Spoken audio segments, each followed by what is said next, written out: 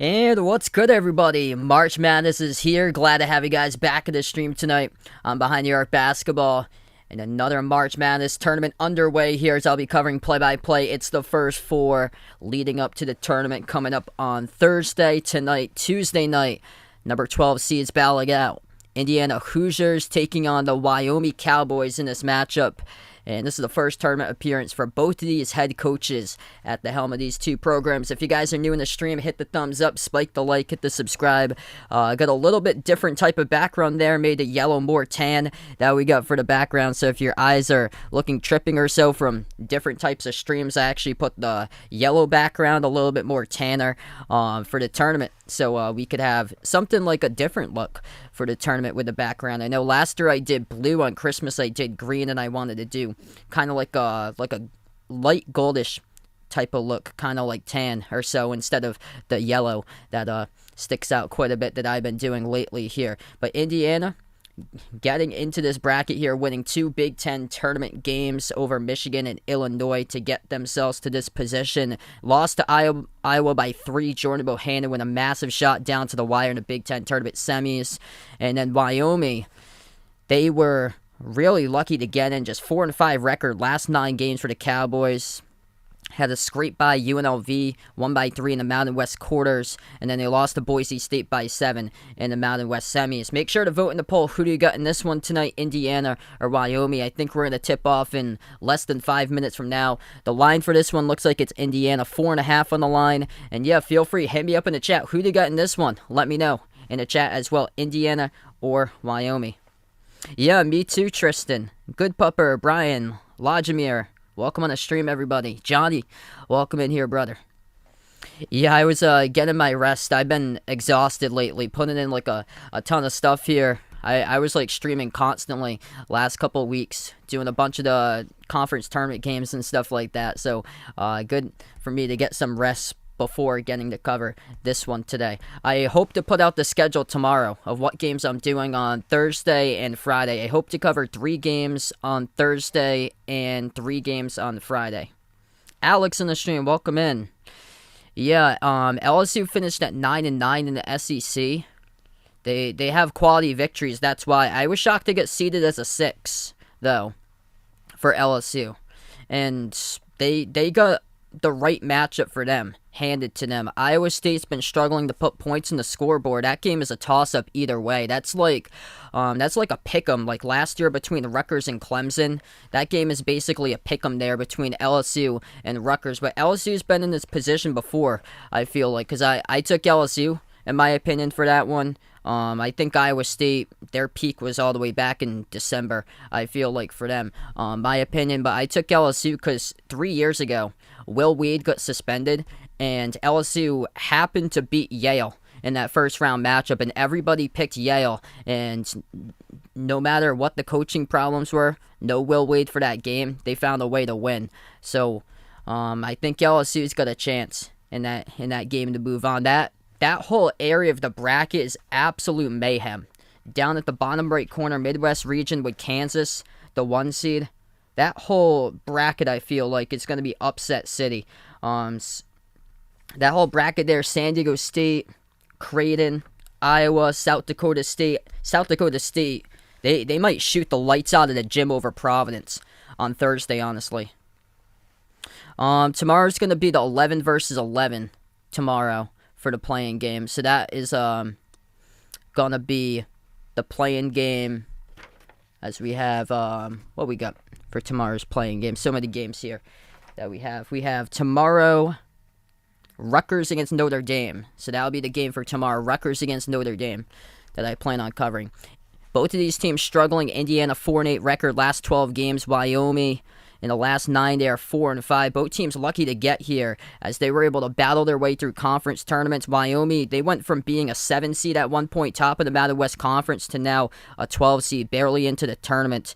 And Indiana, they were into the bracket. They had to work their way up to get here in this point. Trace Jackson Davis leading this team this season for the Hoosiers, the leader for Indiana, having a really solid season here for Trace Jackson Davis.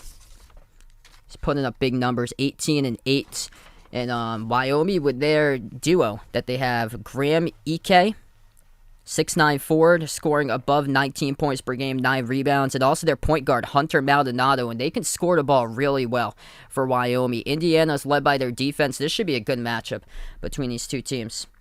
What's good, Bradley, Malika, Will? Welcome to the stream once again, everybody.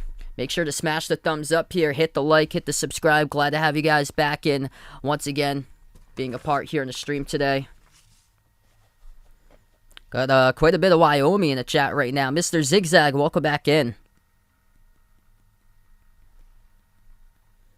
I hope it's going to be a great matchup, though. Going down. The last one went down to the final minute. Texas Center beating Texas A&M Corpus Christi 76-67 final score. The winner of this game will take on St. Mary's in the 12-5 matchup. That's on the left side of the bracket. Bottom left in the East region. So that is in Baylor's region. So they will take on the 5. St. Mary's hasn't played in weeks because they had the WCC tournament before, but that game's out in Portland, Oregon. So they're going to have to travel all the way from Dayton to Portland, Oregon. So that's out on the West Coast.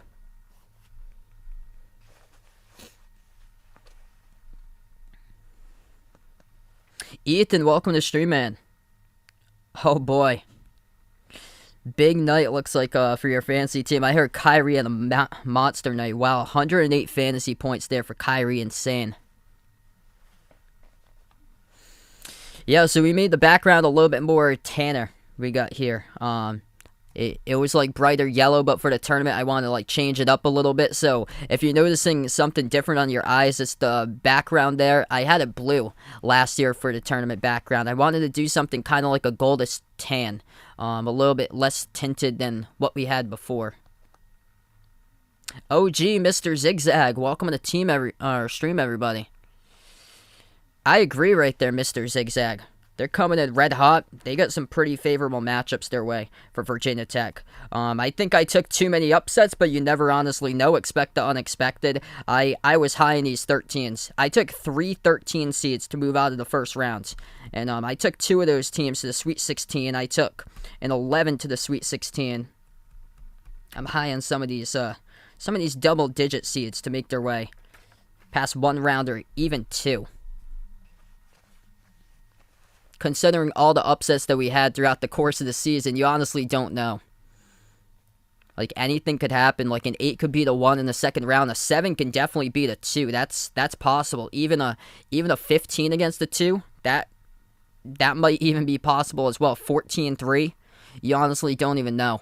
Like anything for this tournament, it's so possible. But yeah, there's at least 1 13 that's going to win against a 4. I can definitely see it. At least 1 13, potentially the whole 13 seeds. That would be crazy, but it could happen. Really could happen. Let's see. Kenny Payne. Looks like. So, your Cardinals looking to narrow down to Kenny Payne. Looks like. I thought so there. Chattanooga to the Sweet 16. That is possible. All depends if Illinois cracks under pressure. I got Kansas out of that region. I really like what Kansas showed me in the Big 12 tournament. Super impressed by them.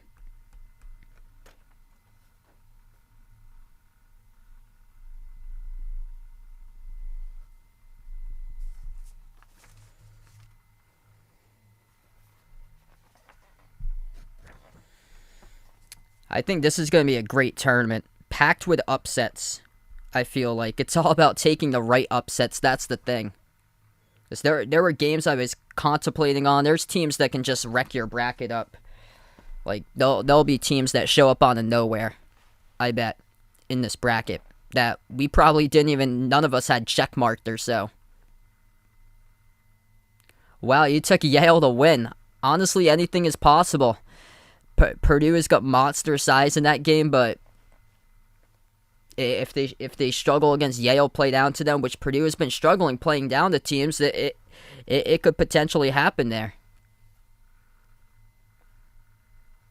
And Yale beat a top 10 3-point shooting team with Princeton in the Ivy Championship. So you enter this bracket with a clear slate. Anything could happen, and I know a bunch of people super high in Purdue. That I feel like is a boom or bust type of team entering this bracket here. If you guys are new in the stream, hit the thumbs up, spike the like, hit the subscribe. We're going to tip off in a little bit from now. Indiana against Wyoming. Tip time's a little bit later. Texas Southern beat Texas A&M Corpus Christi in a 16 versus 16 matchup earlier today. So the winner of that game now will face Kansas in the Midwest region. First game of the tournament for them to take on Kansas. Yeah, same here. I like the high seeds to go deep.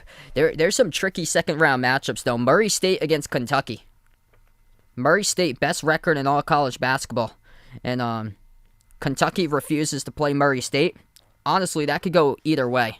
That's a big bracket buster, especially if Murray State follows suit to Loyola Chicago, what they did last year to Illinois, little brother taking down big brother. Like, anything is possible here in this bracket. Say if Baylor has another bad game, too.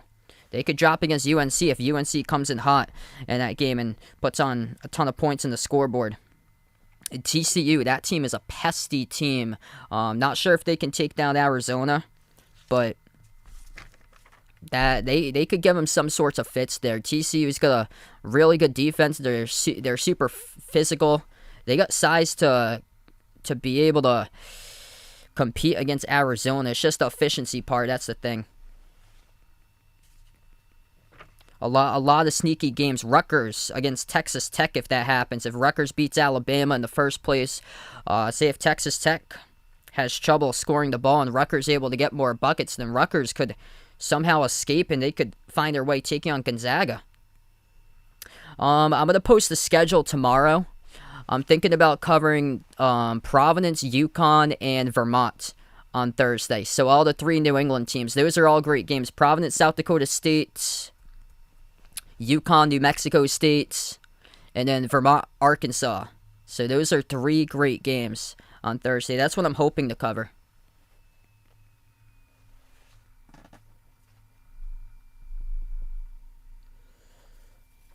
Which I feel like Vermont, Arkansas, that has the likelihood to beat New Mexico State, Auburn from 2019 all over again. That has a great matchup written all over it. What's good, Salvador Chavez? Welcome to stream. This game's going to tip off in a couple minutes. That part, welcome in. Taking the Hoosiers here. Glad to have you back in.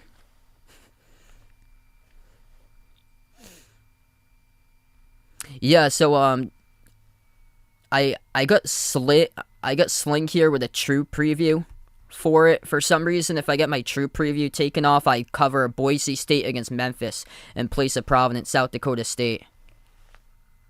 Because my package comes with TNT and TBS, but I got true that came in. I guess since I probably watched like so many hours of sports or something like that, and it might like keep time on it, and it was able to give me like a preview for the tournament. Victoria, welcome back in. We're going to be tipping off this one soon.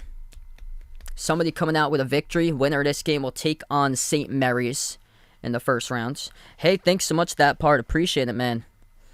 Yeah, so some of the ones I'm kind of like flip-flopping on now, thinking about it. I know the 5-4 because a lot of people at UCLA the 4 over the 5 St. Mary's. I was just like flip-flopping on it. I wanted to go with like kind of like make my bracket different, bolder prediction, but I do think UCLA is going to have the edge in that one. Just wanted to make it a little different because I was thinking about that one today. I might have took too many upsets. That's the thing. I'm really high in these 13 seeds this year. Really, really high in these 13 seeds. Hopefully they don't pull a UC Santa Barbara on me. That's the only thing. And could potentially happen. There's some really good games, though, in the bracket. A lot of sneaky games.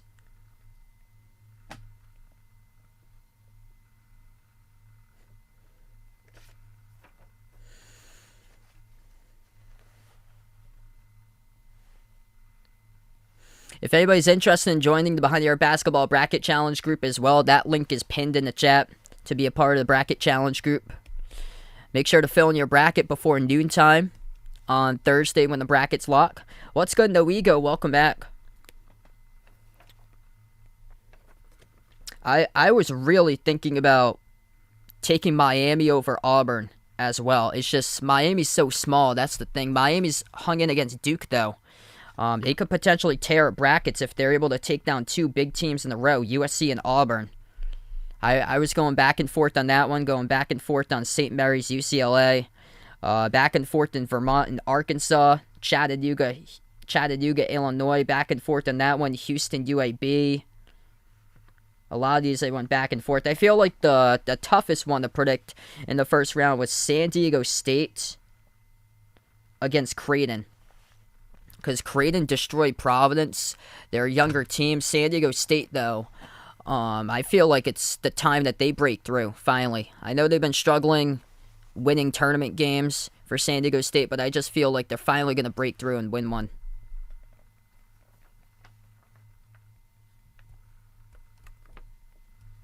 Yeah, Texas Tech is a tough team. Really tough team. What I really liked about Kansas the past couple weeks is that how they've been playing against physical teams. That they've played some really physical teams in the Big 12 tournament. They've said, match my physicality. And they were right there making shots against some of the best defenses in college basketball. And to beat Texas Tech, you have to match the physicality. And that is, I feel like, going to be a problem for a lot of teams. Yeah. Murray State is sneaky. I'm interested to know about this Murray State team. Because they got some Loyola Chicago vibes potentially on them. If they're able to get past Kentucky, they could go straight to the Final Four. Landon, welcome on the stream, man. Hey, there you go there, bud. Yeah, this game hasn't tipped off yet. It was supposed to tip off like 10 minutes ago, but I guess these games are later for the tip time than usual. It said 9:10. They moved it back, though.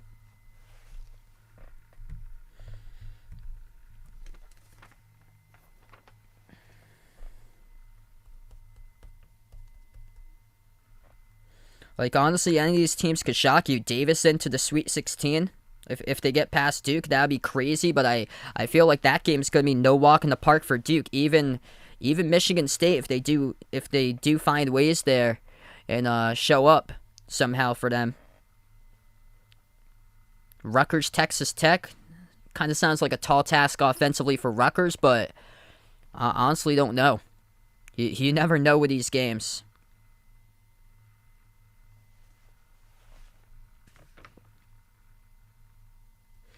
Oh, yeah, Bradley's pumped up for that one.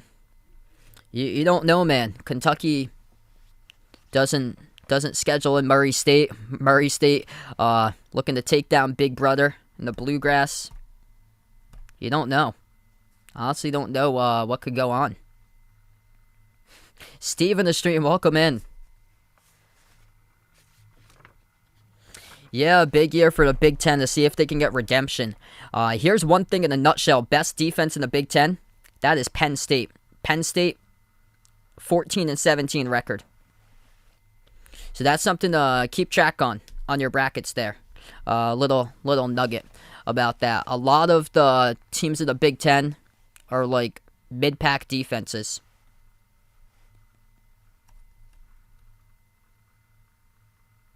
Oh, yep, Texas Southern. Yep, they beat Texas A&M Corpus Christi. I had them too. Didn't look into that matchup at all. I just saw that Texas Southern beat Florida, so that's why I took them. I took Bryant tomorrow over Wright State. Bryant's got the top scorer in the nation, Peter Kiss. Wright State, though, they're basically playing a home game. That's 10 minutes away. Probably Wright State. It wouldn't shock me if Wright State does take it, but, I mean, Bryant blew the wheels out of Wagner in their NEC championship game.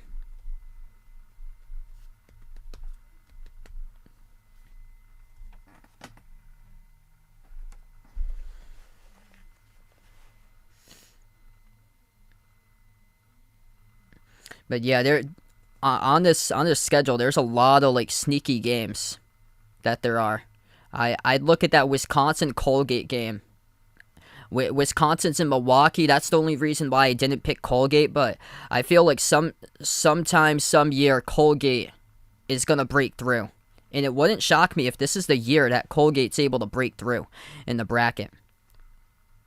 Colgate beat Syracuse by 15. They can score. Wisconsin's margin of error is pretty small. They've been able to win a bunch of close games this season. And this is where all like mayhem can break out. I feel like this bottom right part of the bracket, it's going to be chaos all over the place. LSU, head coach got fired. Iowa State, struggling to score. South Dakota State, hottest team in all college basketball. 21-game winning streak, can shoot you out of the gym. Richmond, most experienced team in college hoops. Colgate, been playing close games in the tournament bracket, and hung in with Arkansas throughout the first 30 minutes in that game last year. Hung in with Tennessee 3 years prior. Miami, scrappy defensive team, small ball type of team. And Jacksonville State potentially could make things interesting against Auburn, I feel like. Yeah, I heard that right there. Except, yeah, you swapped. I was going back and forth between that. A lot of the picks towards the end, I went for redemption picks. I looked back at matchups earlier this season, and I just wanted to see what happens when the teams switched victories. That's why if that team beat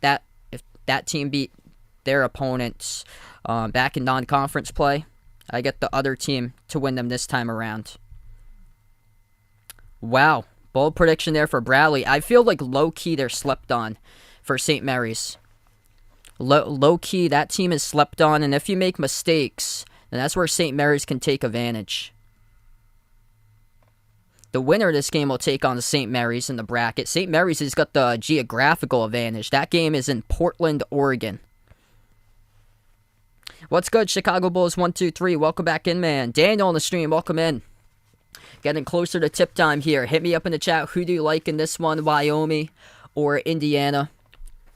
If Wyoming wins this game today, this might signal some not bright future ahead here for the Big Ten Conference in this tournament. They put in the most teams out of any conference, 9 total teams for the Big Ten, but they only entered the NCAA tournament 5th nationally in winning percentage for the Big Ten Conference. A couple players to look out for in this matchup. Wyoming, Graham Ike, 6'9", big man, averaging 19 and 9 this season for the Cowboys. Their point guard, senior Hunter Maldonado, 18 points per game, just under 6 rebounds per game, and over 6 assists per game. They have a dangerous duo there for the Cowboys. Indiana led by TJD Jr., Trace Jackson Davis. 18 points, 8 rebounds this season for Trace Jackson Davis. Breaking out as a point guard as of late, though, Xavier Johnson, averaging around 5 assists per game. Really breaking out here. Able to pick him up in the transfer portal from Pittsburgh in the offseason. And Indiana just able to win games late in the Big Ten tournament as they were falling apart in the regular season. And Indiana was able to break through and win 2 of them, beating Michigan and then beating Illinois to get here in the 12th play-in.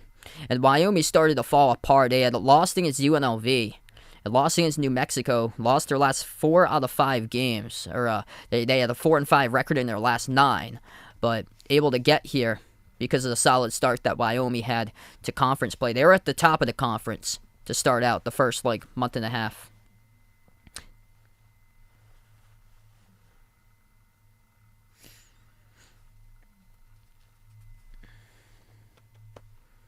Yeah, this game should be really good. Winner will take on St. Mary's. And Indiana gave Iowa a fight. Took them right down to the wire.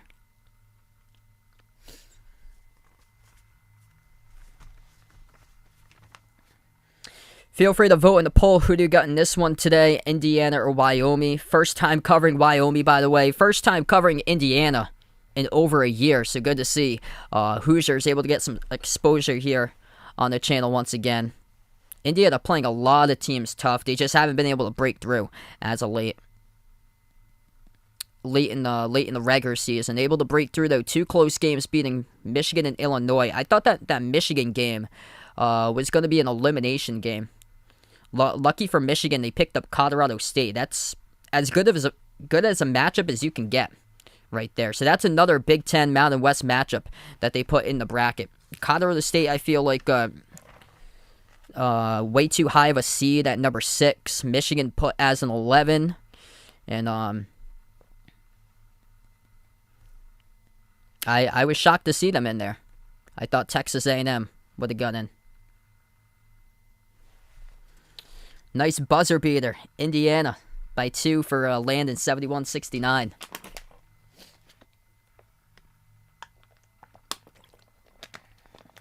All right, we've yet to tip off. We will very soon. If you guys are new, hit the thumbs up, spike the like, hit the subscribe. Ring that notification bell as well. I cover play-by-play of basketball games here on the channel. College basketball games here at the March Madness Tournament. NBA games as well. Here's the starting 5. Indiana, Xavier Johnson, Parker Stewart, Miller Kopp, transfer from Northwestern, Race Thompson, Trace Jackson Davis. Wyoming starting 5. Drake Jeffries, Brennan Wenzel, Hunter Maldonado, Graham Ike, and Hunter Thompson. As those are your starting 5s tonight in this matchup.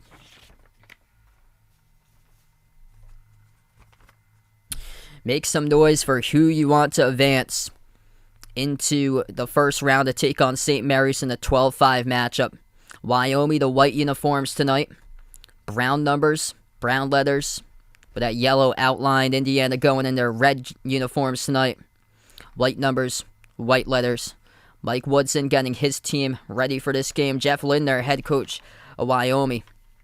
Tremendous season for him. First ever NCAA tournament bid for Wyoming since 2015. Second season as a head coach. 39-19 record for Lindner.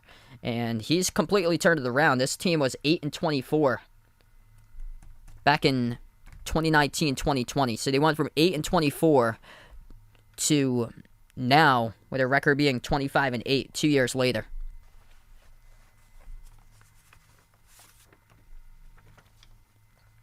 What's good? Cole on the stream. Welcome in, man. About to tip off in just a moment.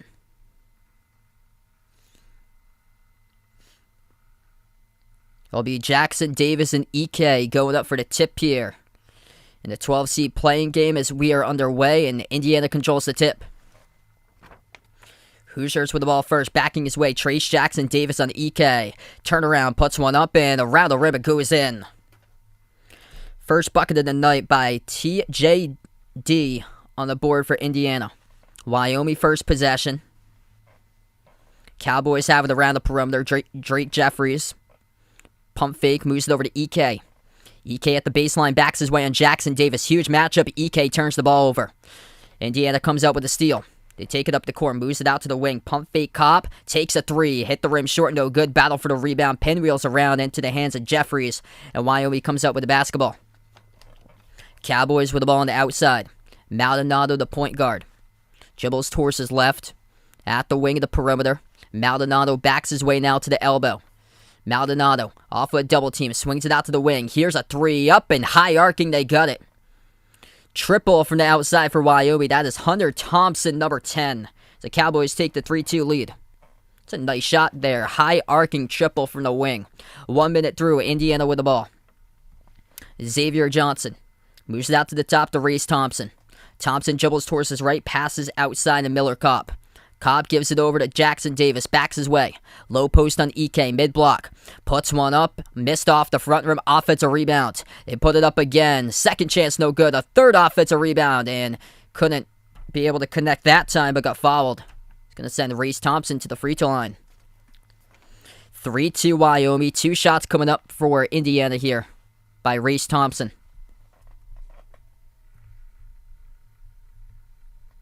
Indiana just out-muscling Wyoming in the glass so far.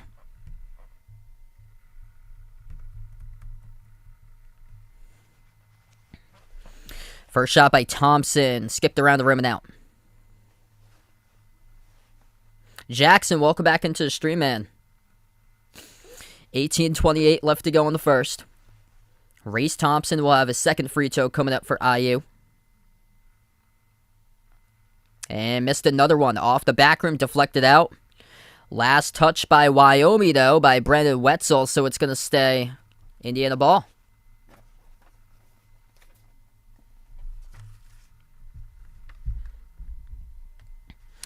Hoosiers will get the inbound. 18:26 left to go in the first. At the top of the key, Jackson Davis hands it off to Xavier Johnson. Johnson, bounce pass, feeds it over to the baseline.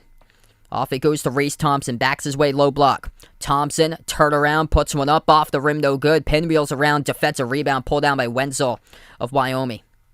2 minutes through. Wyoming takes up the court now with Maldonado.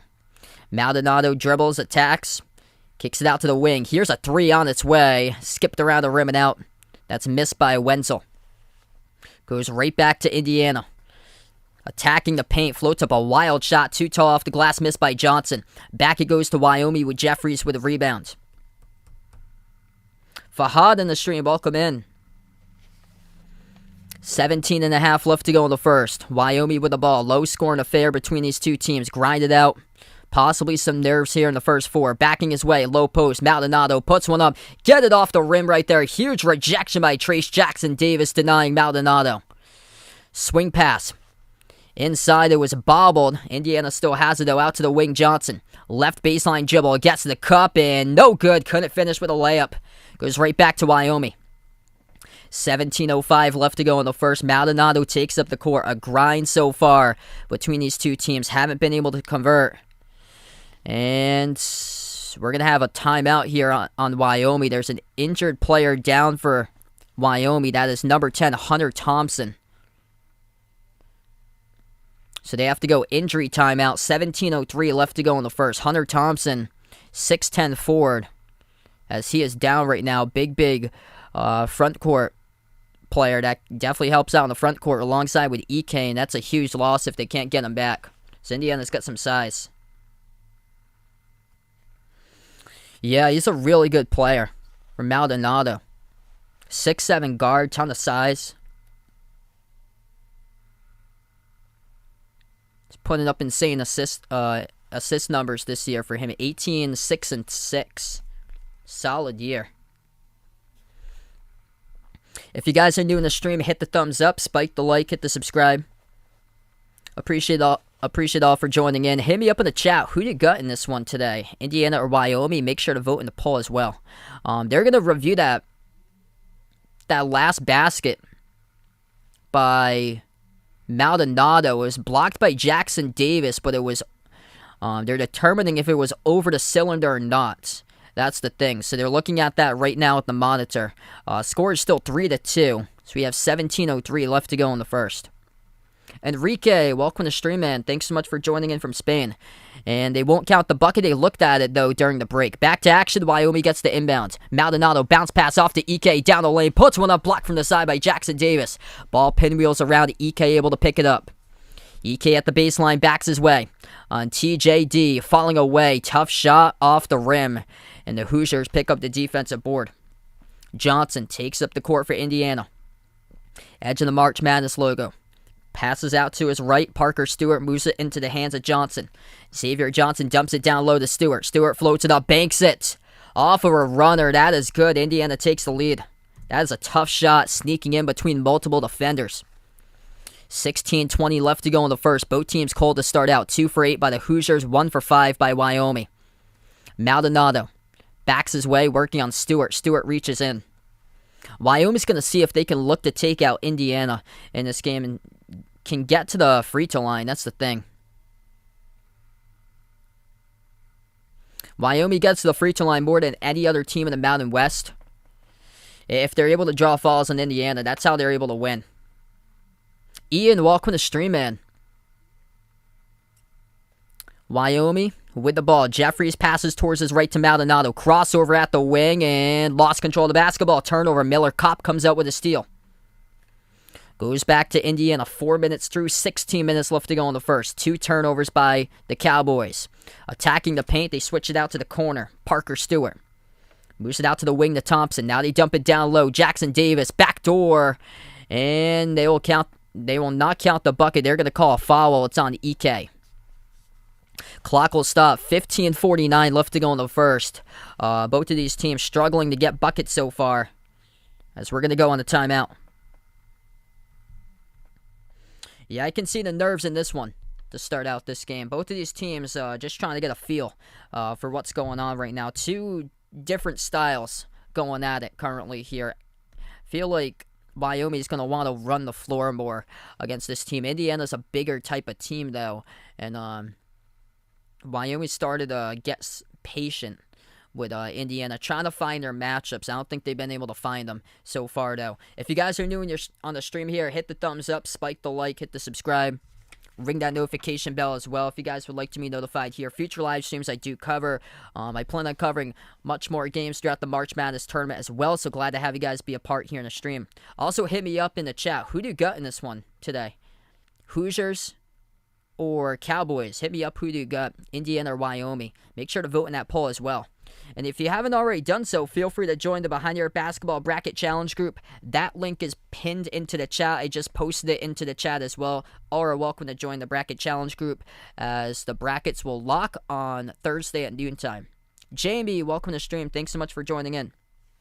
Am I Spanish? I don't speak Spanish, but my dad's side of the family, my grandfather came from Mexico. Dee, welcome back in the stream. So this is the first four. Winner of this game will take on St. Mary's. One game played before this. Texas Southern, the 16 seed, beat Texas A&M Corpus Christi 76-67. So Texas Southern moves on, and Texas Southern will face Kansas in the first round.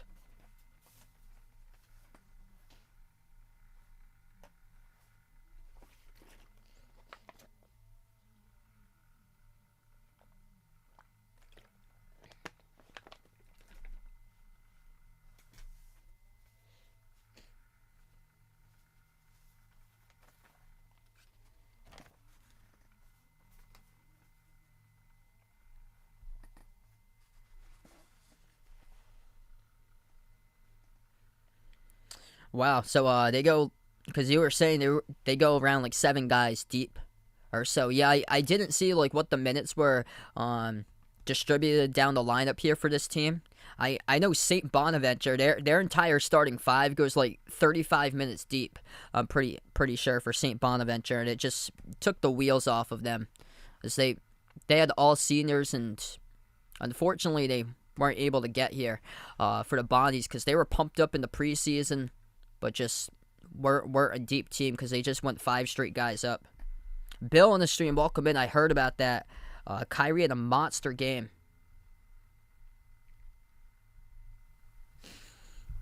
So we get back into action. 15:45 left to go in the first. Both of these teams struggling from the floor. Indiana 2 of 8, Wyoming 1 of 5. Hoosiers with the ball. Jackson Davis off of a double team. Gives it out to the wing to Johnson. Xavier Johnson turns the corner, lost control of the basketball, kicks it out though. Floater at the right baseline. Missed off the rim by Kopp, and the defensive rebound haul down for Wyoming. Wyoming has possession with 15:20 left to go in the first. Maldonado swings it on top to Jeffries. Jeffries, open 3, takes one. Missed off the rim, no good. Offensive rebound to EK. Dribbles back out to the elbow. EK working on Jackson Davis. Backs his way low post. Powers his way inside. Couldn't finish. Off the glass, no good, and it goes back to Indiana. Hoosiers with the ball. Johnson, pull up 3, straight away. Around the rim and in. Xavier Johnson has been superb lately for IU, putting the Hoosiers on top. Largest lead of the game.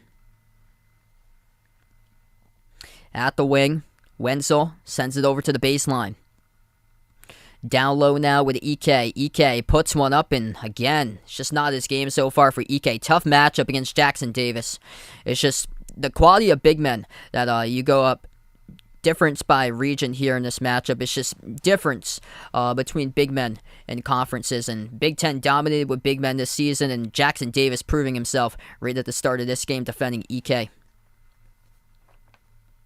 Out to the wing. 3 ball on its way. Missed off the mark by Parker Stewart. Offensive rebound, 1 dribbles. Puts it up, and that's good.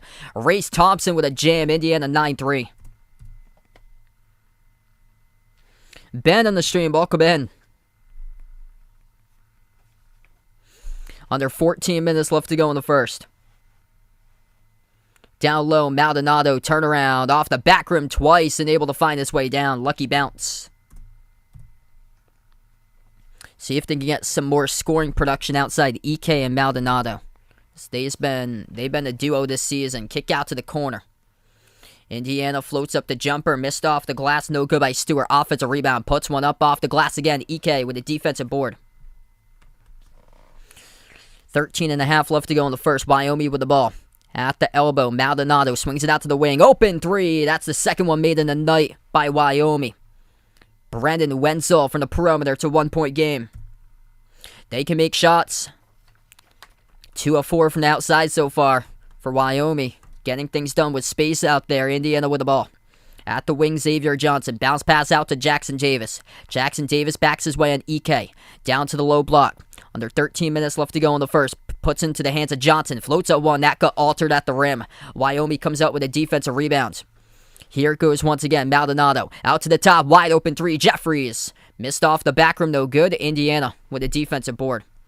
Wyoming trying to get Indiana to play their game, but Wyoming looking for more calls. They're going to get one right there. Jackson Davis, offensive foul. That's how Wyoming's able to win games. Get to the free throw line. Great free throw shooting team. That is a offensive foul by Jackson Davis of Indiana.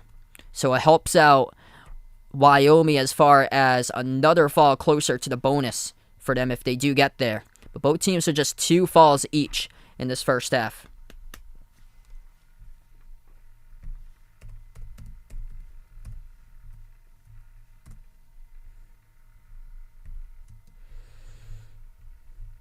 I go. Yeah, it was shocking with JC leaving New England. Just unfortunate that Patriots didn't want him anymore because he was so good.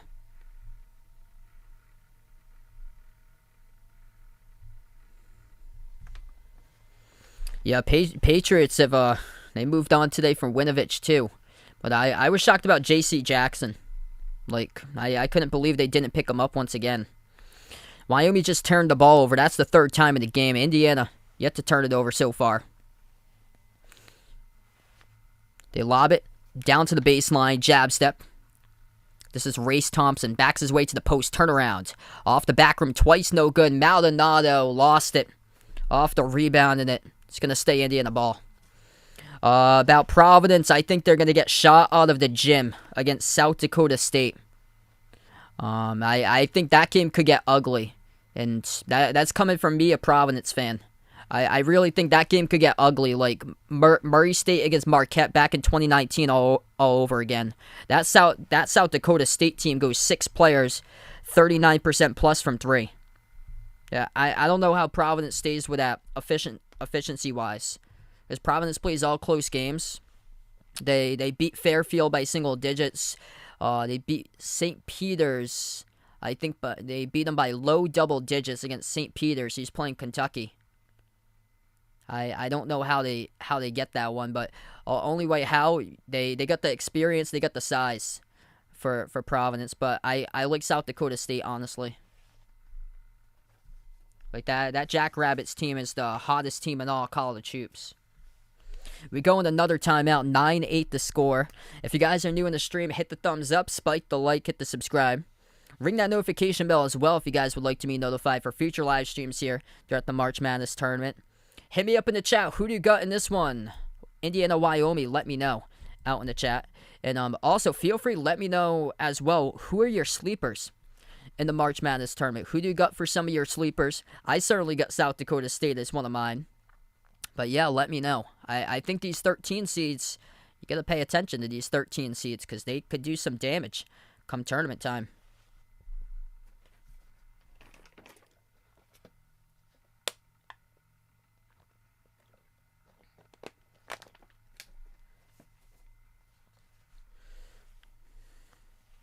Yeah, Miami's a scary team.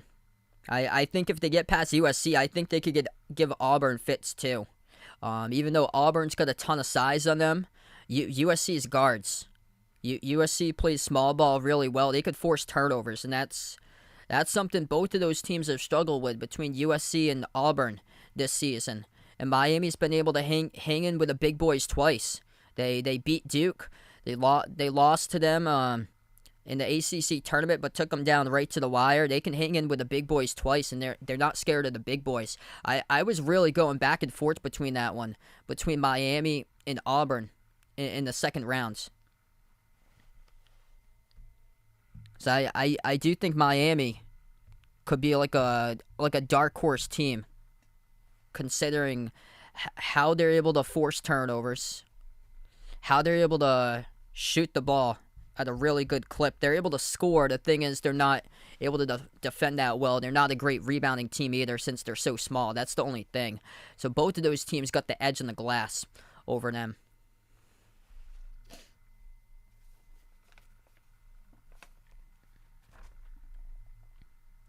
We get back to action. 9-8 the score. 12 minutes left to go. Indiana at the corner. A lot of great matchups they put in the first round. Like, a lot of them are toss-ups, too, I feel like. Parker Stewart, top of the key. Moves it out to Geronimo. Geronimo backs his way mid-block. Over to Jackson Davis, and he airballs it. Off of the turnaround hook, Jackson Davis left of the rim, airballs the shot, goes back to Wyoming. 9-8 Wyoming. Only with 8 points. They're more of an offensive type of team here for this Cowboys squad. So this is a really positive sign, despite 8 points, that they're in this game right now, trailing by 1. Top of the key. Wyoming with number 25 into the game, Jeremiah Oden. They got some length as far as some of these players. Maldonado, 6'7" guard. As he backs his way low post, missed it off the hands of Oden, and it goes right back to Indiana. Indiana's on a scoring drought of 3 minutes. Rob Finney passes on the top to Geronimo.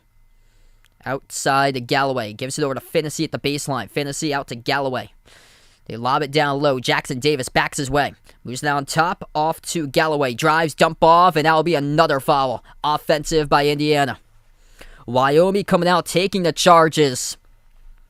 Second charge of the game taken by the Cowboys. Third personal foul picked up by IU as it goes back to the Cowboys. Vegas, welcome to the stream, man. What a game we got here so far. CF, welcome back in. This has been a really good game. So, Wyoming had the first 3 turnovers of the game. Indiana's got the last 3. Back-to-back offensive fouls picked up by the Hoosiers. Maldonado takes it past midcourt. Maldonado has it at the wing.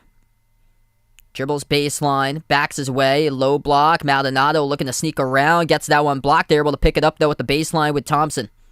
But he stepped out of bounds. Out of bounds by Hunter Thompson to Wyoming. Back it goes to Indiana. Tristan, welcome in. Yes, I hope to be back tomorrow covering the next play-in game for the 11 versus 11 for tomorrow. So I plan on being back with next one. That'll be Rutgers Notre Dame tomorrow. Jackson Davis draws the foul. It's going to send him to the free throw line to shoot 2.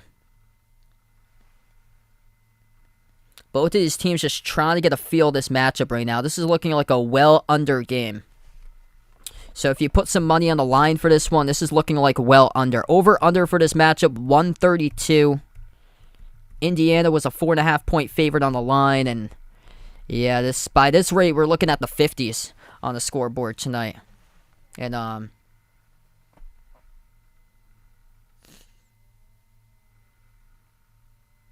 that's where we're heading at this point. 10:19 left to go in the first. First shot at the line. That is good by Indiana.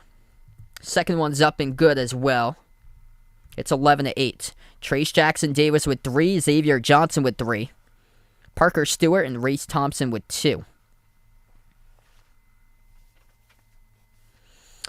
Wyoming with a possession. 10-10 left to go in the first. Maldonado past midcourt.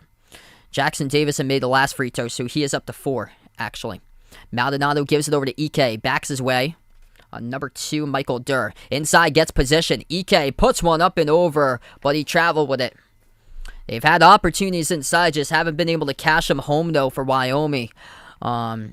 First tournament game in a while since 2015 for these Cowboys, so you could probably see the nerves out here on the court for them as Graham Ike gets called for the travel.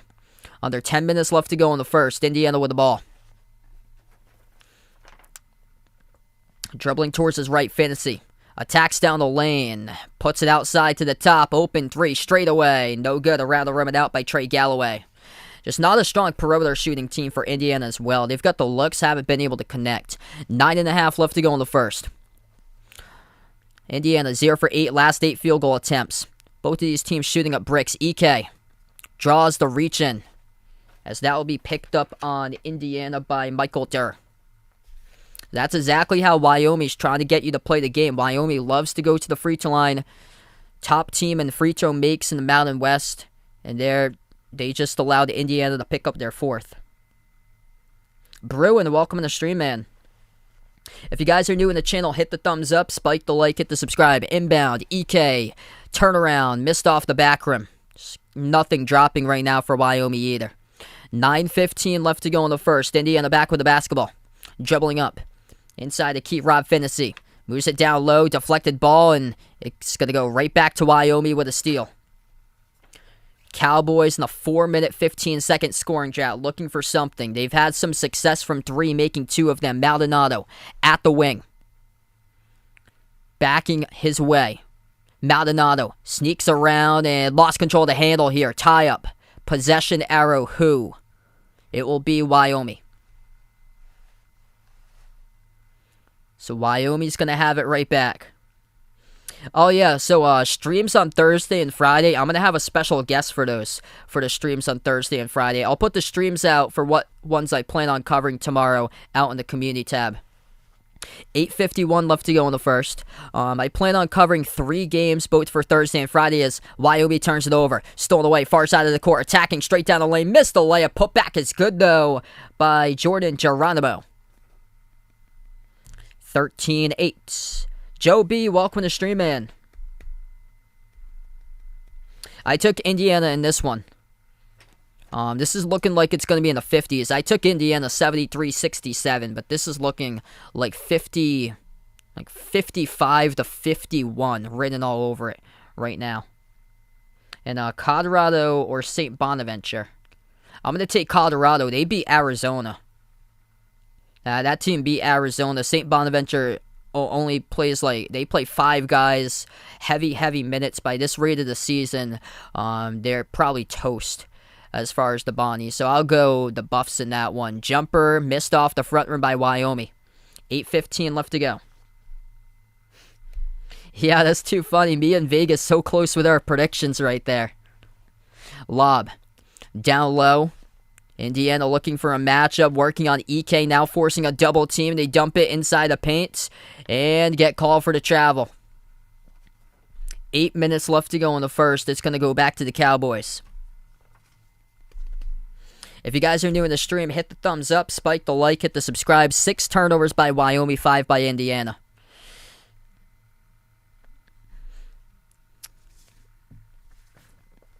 I took St. Mary's pretty deep in the bracket. I like what I'm seeing so far out of this matchup. That's convincing me that that's the right thing that I've made so far. Maldonado at the right baseline. Backs his way. Spin move. Puts one up and he connects on it. Tough turnaround right there. Because if they're struggling to get shots against each other right now, how are they going to get to score against St. Mary's? St. Mary's got an excellent interior defense. That's the thing. And they're going to slow down pace. And it could give both of these teams frustration levels really high if it happens. The winner of this matchup will take on the Gales. And that's out in Portland, Oregon. Top of the key, open 3 straight away for IU. Missed off the mark, no good by Jordan Geronimo. Just 1 for 6 from 3-point range in the first half for Indiana. 7 minutes left to go in the first. You'd think Indiana would have this one. Dayton, Ohio, first 4, 5 of 20 from the floor against a struggling Wyoming defense this season. Wyoming more for their scoring. Indiana more for their defense. At the edge of the March Madness logo, Maldonado. Bounce pass off to Ike. Ike backs his way. Puts one up. Down to the low post. He's able to score. That's good for 2 right there. Powers his way and count it. And 1 by Graham Ike. It's a 1-point game. Yep, same with me there, Vegas. Yeah, St. Mary's low key. I think they're slept on. I think they're overlooked by a lot of teams. That team's got really high Q, well coached. A lot of those players played against Villanova back in 2019 on that tournament team in the first rounds. Much better perimeter shooting team than they were 3 years ago. We're going to take the timeout here. 13-12 to score. 6:48 left to go in the first half. Buckets hard to come by in this matchup. What's good, my man John in the stream? So we're going to have John from Off the Wall Hockey joining in on Thursday and Friday, doing some of the streams for me, so make sure to tune in. If you guys enjoy the NHL, make sure to check out Off the Wall Hockey there. Incredible play-by-play of NHL live streams throughout the season. Right now we're in a timeout. Buckets just hard to come by in this game. It's been a grind so far. 5 of 20 shooting by Indiana. Wyoming from the floor is just 5 of 17. Wyoming, a fast-paced, high-powered type of offense. Indiana, they're more of their defensive style type of game here. I think I get the read in this matchup here. If the Big Ten, if Indiana loses to Wyoming here, I feel like this could be a foreshadowing to the Big Ten to come. That the Big Ten might have another rough bracket going on for them. They put in the most teams out of anybody in the bracket at 9. Yeah, it could be a foreshadowing that the Big Ten struggles. Because a lot of these Big Ten teams are vulnerable right down the line. Wisconsin versus Colgate. Sneaky matchup in the 14-3. Michigan State, Davison. All the storylines for that one. Point guard for Davison. Transfer from Michigan State in the offseason. Foster Loyer. Davison can shoot the 3-ball really well. Michigan State coming in without one of their key point guards in that matchup. Purdue playing down the competition recently. Looked like they spiked too soon for them, peaked too soon. They were dropping down 80s, 90s back in November, December, now only scoring in the 60s for them, and they struggle with defense. Iowa got a matchup against an experienced Richmond team, super seniors on that team, 9 seniors total. And then Iowa takes on potentially a South Dakota State team if they get past Providence that can just shoot you out of the gym. That's going to be first to 100 in that matchup. Michigan takes on the Colorado State team. Not much size, but David Roddy, 6'5", 250. They're one of the top free throw shooting teams in the nation for Colorado State, and if they're able to get past Michigan, they could be a sleeper type of team in the bracket. That could go either way for that matchup. That's the first game of the tournament on Thursday at 12:15. Ohio State vulnerable lately, taking on Cinderella constantly. Loyola Chicago.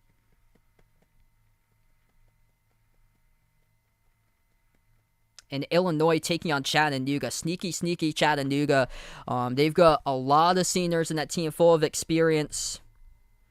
Not sure about Andre Curbelo, what his status is going to be for that matchup there for Illinois. They've been struggling to close out games late. Frito, by the way, good at the line as we're back to action. 13-13. Chattanooga's got a big man, Sylvia De Souza, transfer from Kansas. They've been prepared, playing against some of the strongest three-point shooting teams in the nation, Furman and VMI. Back to action, 6:30 left to go in the first. Indiana with the ball. Left baseline. They move it over to Trace Jackson Davis. Passes out to the wing. Dribbles up to the right block. Back outside, firing away from 3. Geronimo missed off the back rim to the top of the shot clock it goes. And that is out of bounds by Indiana. They just don't have a knockdown shooter in this type of team right now. 1 for 7 from 3-point range for the Hoosiers.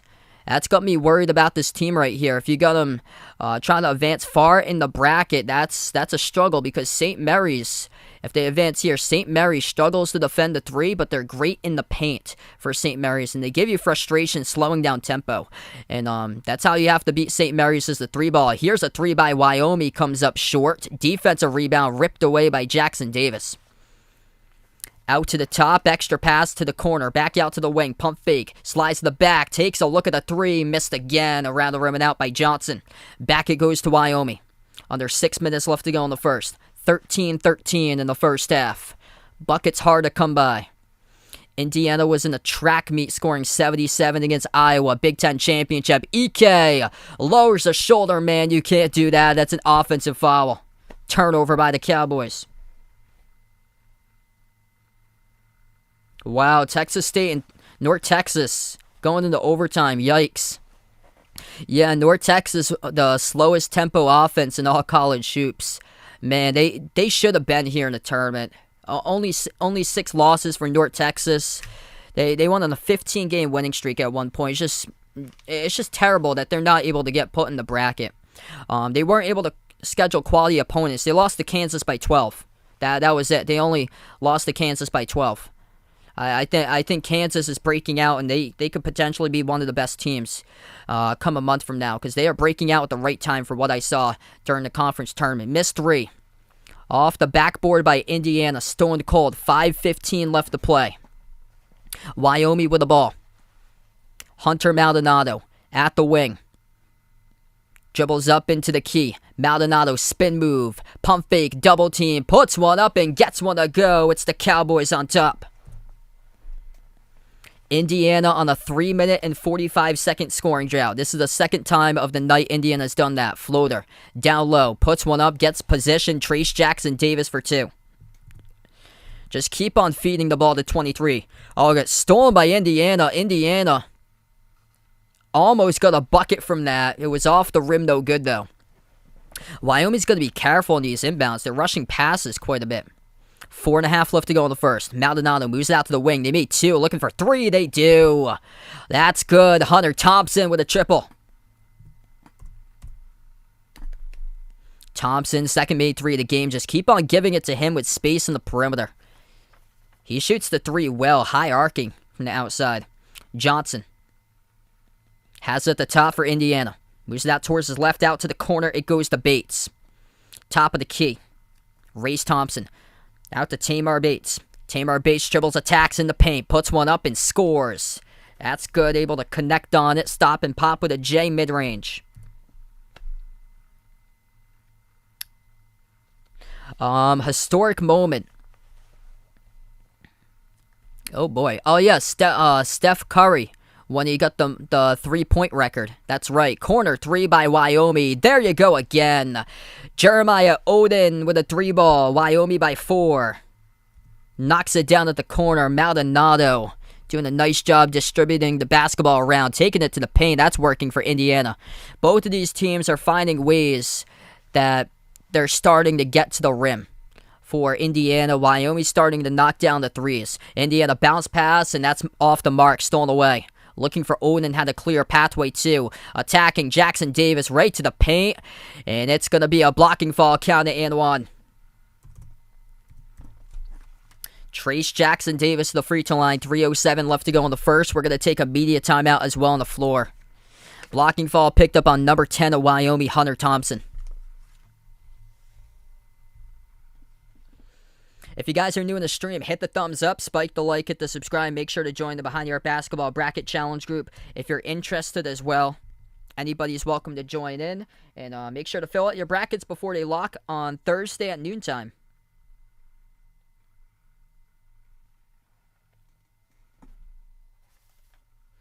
Winner of this game will take on St. Mary's in the round of 64 for the 12-5 matchup. That game is out in Portland, Oregon. And let me check the time for that one. That game is going to be on Thursday. That's at 7:20 p.m. on Thursday.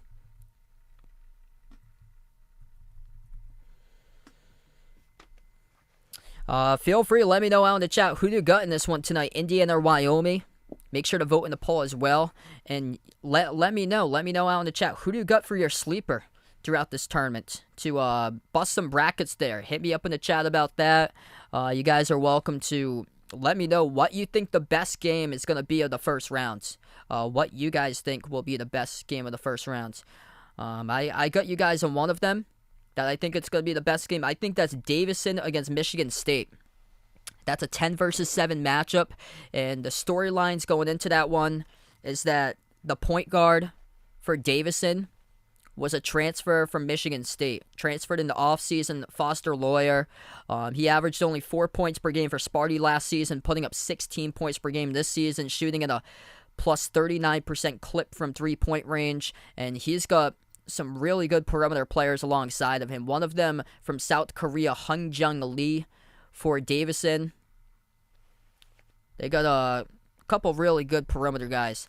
on that team. Don't turn over the basketball well. I feel like that's going to be an interesting matchup because Michigan State, known historically to deliver in March, but Davison, we've seen them there before making runs. Steph Curry the last time that they've done it. Vaughn, welcome in. Yeah, I got this shockingly with my package. I was able to pick this up tonight. It must know that I watch like a bunch of basketball or so, because I usually just get TBS and TNT through my package. And then last year I got it on preview, and this year I got it on preview once again.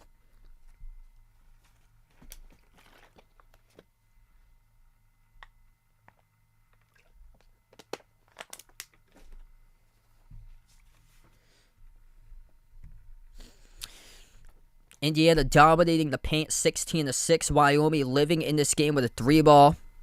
Jason with a dono. Thanks so much, brother, with a dono. Let's get that dono hype out in the chat there. For my man, Jason. One shot at the line. That is good. I think one of the best matchups of the second round is going to be when Big Blue takes on Little Brother in the state of Kentucky. Murray State going up against Kentucky. That could be a great matchup there. We're back to action. Indiana by 1. Wyoming with the ball, backing their way. Low post Maldonado couldn't finish off the rim, looking for the call. Goes right back to Indiana with the ball, attacking straight down the lane. Missed the layup, no good by Johnson. Right back it goes to Wyoming. Here's the big nugget for you guys when filling out your brackets if you haven't already done so. Penn State, the top defense in the Big Ten Conference this season, giving up 66 points per game. That is 50th nationally. Big 12 conferences stacked with top 30 defenses all over the map this season. Big Ten, they only got that one defense inside the top 50, and they get a record of 14-17. That's a big nugget right there. 2:10 left to go in the first. Wyoming just scored down low. Top of the key. Indiana moves it into the hands of Jackson Davis. 16-8 points in the paint. Jackson Davis puts it 18-8 now. That's good. Banks it. Just keep on rolling. TJD is going to give you this game if you keep on going there for Indiana.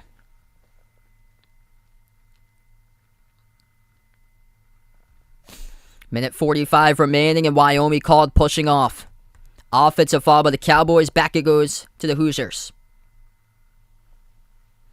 Yep, I think Murray State's going to make that a game against Kentucky.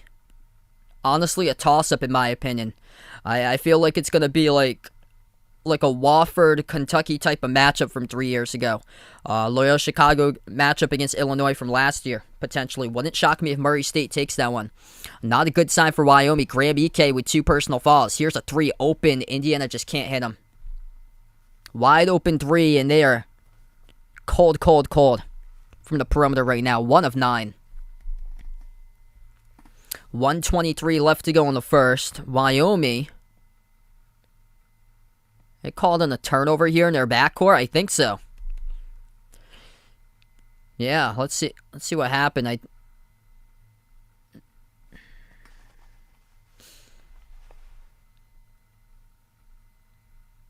didn't see anything there as far as a foul. Oh, okay, so Wyoming called a timeout. That's what happened. Wyoming called a timeout. They were clearly looking for the foul call, and then they got teed up for it. That's what happened. So they called a timeout. They got teed up. I don't know what was said on the far side by their staff, but Wyoming got teed up for something. Technical foul on the head coach, Jeff Lindner. And Indiana at the free throw line makes the first one.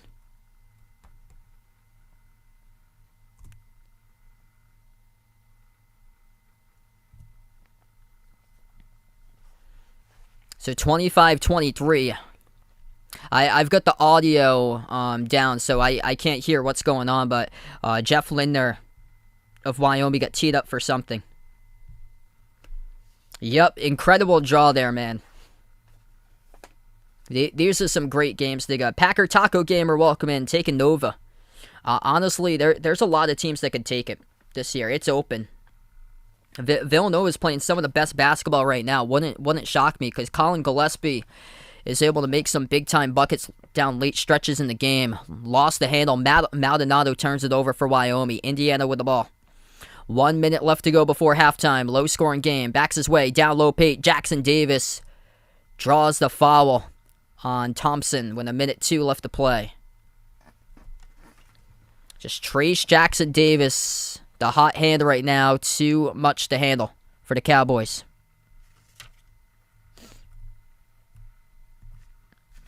$11 points, leads all scores.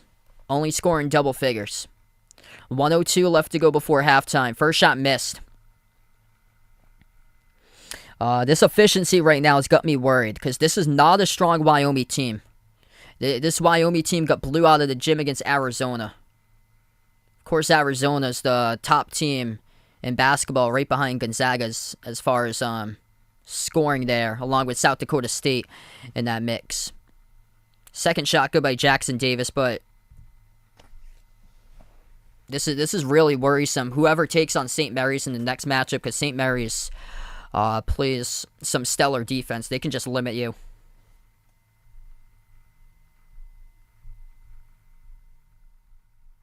All right, we're going to take the timeout. 26-23 the score with 1:02 left to play. Trace Jackson Davis, 12 points. He's been the key to this game so far tonight. Ouch. Xavier down against Cleveland State. Yikes. Yeah, let's see what's going on in the NIT tonight. If we can get some reads on these games for potential tournament teams. North Texas taking on Texas State. 64-60. That game's in overtime. Texas A&M leading Alcorn State 37-32. That's not good. I'm trying to get reads on these teams. Was the SEC pumped up quite a bit? If that's any indication right there, yikes. Because, yeah, I do see quite a bit of SEC teams in the tournament vulnerable. That's going to get wiped out first round. Some of these SEC teams have been like inconsistent all over the place, and the prime example of that is Alabama. Alabama, the model of inconsistency this season. Live by the 3, die by the 3. Texas A&M, though, just by 5, leading Alcorn State. That's got me worried. 37-32. Oregon leading Utah State 45-42. VCU beat Princeton 90-79. Vanderbilt beat Belmont 82-71. Oklahoma beat Missouri State. That was the biggest beat of the night, 89-72. And yeah, Cleveland State leading Xavier. That's a home game for Xavier, 35-32. Jeesh. And yeah, I agree about that one. Xavier not being in a tournament. Because Xavier last year, same possession. They just went on a massive losing streak. They blew it twice in a row for Xavier. I don't know how. That team's got a lot of depth on that team for Xavier. They got a lot of shot makers. They just can't play defense.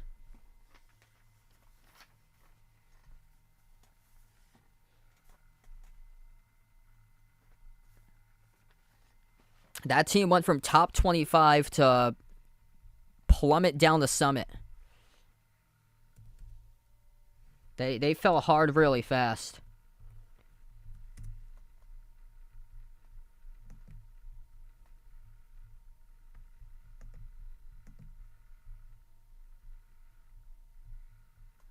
Let's see. I'm taking a look at Xavier's history in the polls right now.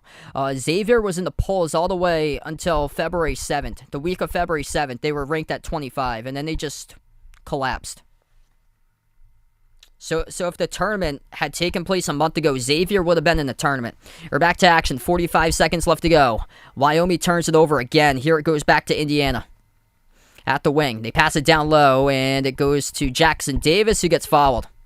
Finding momentum here with Trace Jackson Davis. He's going to head back to the free throw line. Let's see. Xavier went on massive losing streaks. Their only win against Georgetown. Yeah. They lost at Seton Hall by 2, though. In February. That's a little worrisome. Lost against Providence in triple overtime.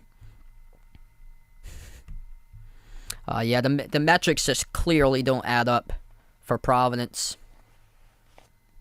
But you don't know. Ed Cooley might have something in him for a bounce back type of game. Honestly, don't know. Especially they feed off the underdog role. That's one of the I think that's the closest line ever between a 13 against a 4. That's Providence's best seed ever in program history, as Indiana makes both of the free throws. 12 turnovers tonight by Wyoming. That is already surpassing their season average. Hunter Maldonado, the point guard, 6 turnovers. Turnovers aren't going to win you games. 25 seconds left to go in the first. Maldonado driving, turns it over once again. Pass up ahead. Indiana with the ball. Euro step, takes it down the lane. Couldn't finish, but they do with a putback junk by the Hoosiers to go up by 7. They're just out of control right now for Wyoming. Got to get back to their style. Maldonado backs his way inside the key. Swings it out to the corner. Dribbles right baseline. Try to throw down a poster. Draws the foul.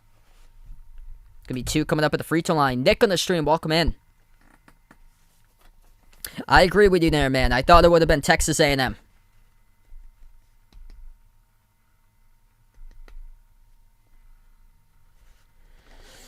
Hit me up in the chat. Who do you think is going to be the biggest disappointment this season in the tournament? Let me know which team you think is going to be the biggest disappointment. 1.9 seconds left to go. 2 shots at the line for Wyoming. They finally get into the bonus. First shot's good. What's good, Warren? Welcome in, man.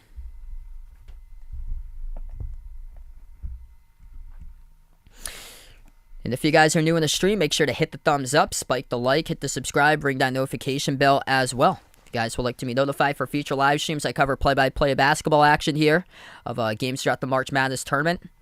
College basketball games, NBA games here also on my channel. And if you haven't done so already, feel free to join the Behind Your Basketball Bracket Challenge. You have 2 more days to do so until 12 p.m. on Thursday.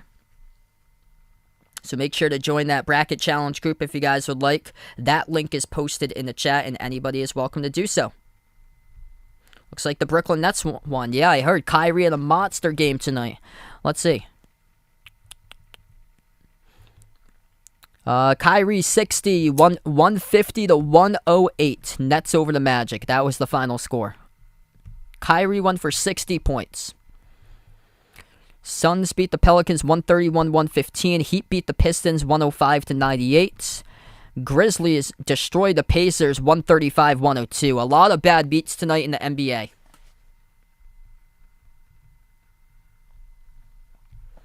.9 seconds left to play before halftime. Second shot coming up at the free throw line here after the timeout for Wyoming. And that's good. That's exactly what Wyoming needs to do in the second half. Just put Indiana into foul trouble. Great free throw shooting team. Able to knock down their free throws. Indiana not. Half court 3. Off the top of the glass and we go into halftime. It's a 5-point game. It was slow throughout most of it. Scoring started to pick up though for the Hoosiers.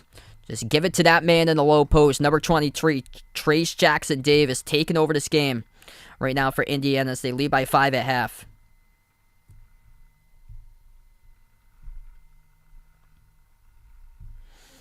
If you guys are new in the stream, hit the thumbs up, spike the like, hit the subscribe. Ring that notification bell as well if you guys would like to be notified here. Future live streams. I do cover play-by-play basketball games. I hope so too there, Vegas. That's a tall task. That's the toughest 13 seed I've ever seen drawn in the bracket in my life. These 13 seeds this year, man. These 13 seeds are something special. I think you can make a case for 3 of those to make it to the Sweet 16. You can make a case for 3 of those. South Dakota State, Chattanooga, Vermont. Akron, feel like that's going to be the tougher one of the 13 seeds. Akron, low-key, though, could be interesting if UCLA is having like an off game or something like that. That's going to be a slower tempo type of game. That's the thing, but I think UCLA should be able to deliver in that one. Feel free to let me know out in the chat what do you think your upset is for the tournament. Hit me up with your upset in the tournament here in the chat. Make sure to vote in that poll as well as we go into halftime. 30-25 to score. Brick City between these two teams at half. 9 of 23 for Wyoming, 39% shooting. Indiana, 32% shooting, 11 to 34. Just 1 for 8 from three-point range. Wyoming staying in the game, making 4 threes, 44% from the perimeter. Points in the paint, just large lead for IU. Points in the paint, also the rebounds, 21-16.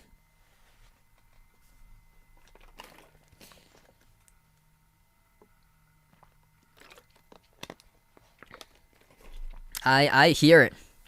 I think they got possibility, especially knowing that they're clutch late in games. And the style that Illinois plays is similar to what they've been prepared. Shoot and rip the three. Kofi Coburn, he's got the size in that game, but Illinois loves to shoot and rip the three balls. And if they're streaky and cold from the outside, it's tough. It might be a tough one for Illinois. It might catch people off guard right there if they have an off game, honestly. Because Chattanooga can defend the three really well. And Chattanooga's got some seniors on that team, too. And the SoCon had a really good year. I'm going to bring up here. I think there's something that does conference winning percentages. See if I can get that up.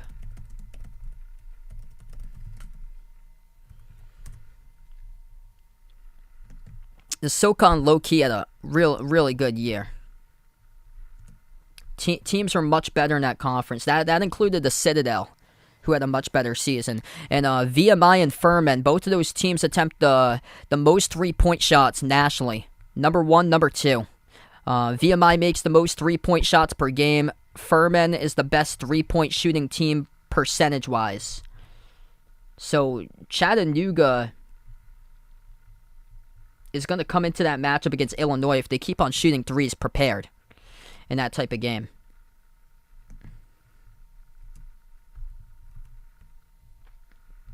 Let's see, by winning percentage, the Big 12. Big 12 best winning percentage at 63% this season. SEC number 2 at 59.3%. Big East right behind at 59.2%. Big 10 is 4th this year at 58.7%. Mountain West is at 5th, having a great season. 57.5% winning percentage for the Mountain West. WCC at 56.7%. Better than the American. American at 7th in conference winning percentage, 56.1%. Then there's the ACC, all the way at 8th this year in winning percentage, 55.6% winning percentage for ACC. Pac-12 is 9th at 55.4%. The Southern comes in at number 10, 55% winning percentage for the Southern. So Mountain West, the top mid-major. West Coast Conference, the second best mid-major. American back and forth between that one being a major,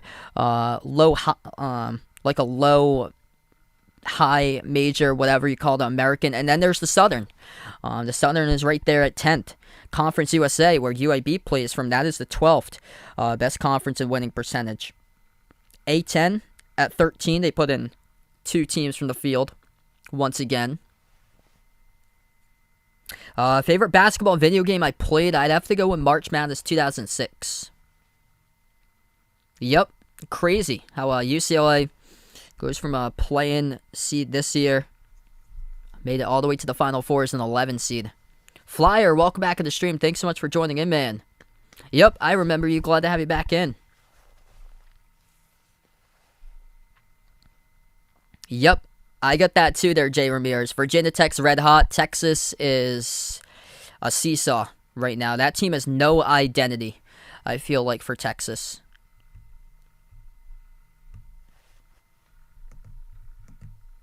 I just can't trust Texas in tournament games. They always come up short. You learned the hard way by picking them last year, and they come up short.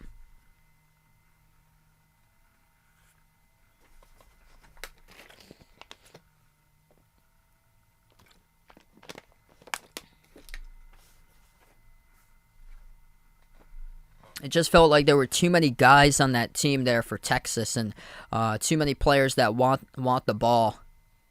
And it's just hasn't been able to translate anything in the offensive end which is just unfortunate because they had a bunch of players that were 15-plus point scorers that came in as transfers. Just hasn't been able to click. I can picture that one right there. Loyola Chicago to the Sweet 16, potentially. They get the second tough matchup against Villanova. That could go either way. Really could go either way in that game.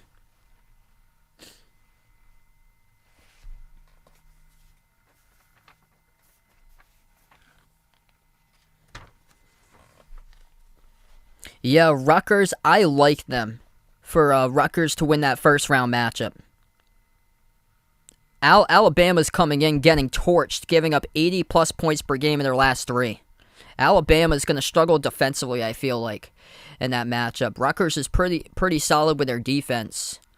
Cliff Omoruyi, he should be able to torch Alabama, I feel like, in that matchup there. Alabama's giving up way too many points. It all depends on like what type of Alabama team shows up. If they're one that's just ripping the threes, they got a chance. But if they're just hit or miss, that's the thing. They're the toughest team to predict for Alabama. They were last year too. I remember last year they were at one point peaking so high they were drilling down like 23s each game mid-January from last year, and then that number just collapsed.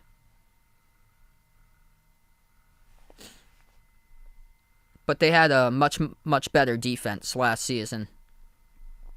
Andrea, welcome to the stream. I'm going to do the poll reveal right now. Looks like 3/4 went for Indiana, 75-25. Thanks so much all for voting on the poll.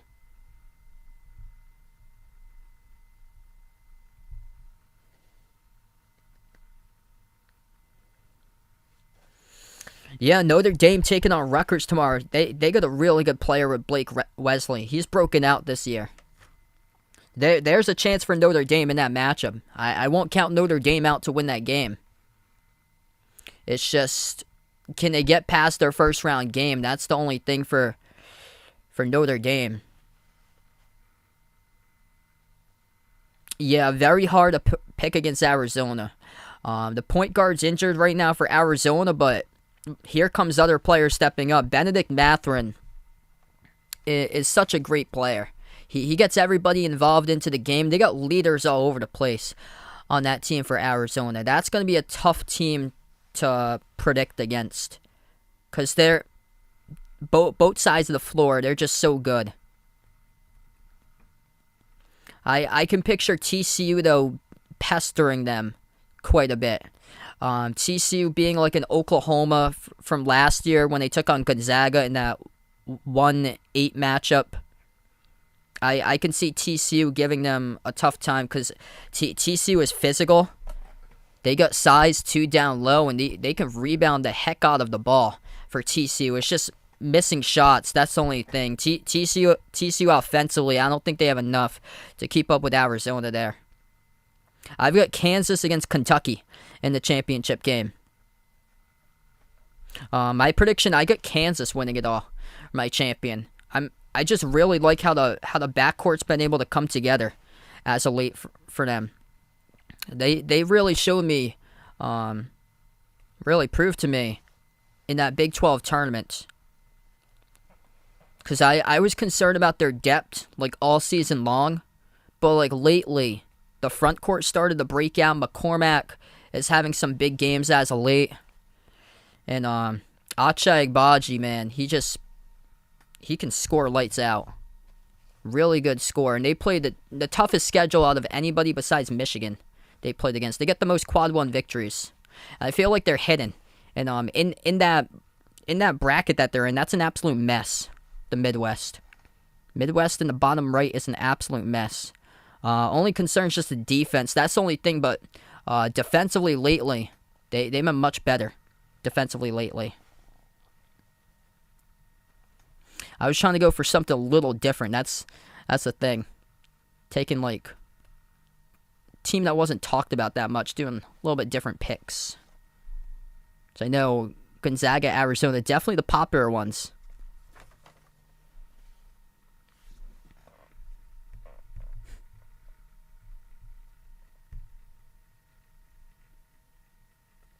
Do I think Armando Bacot, Caleb Love going to go to the NBA draft?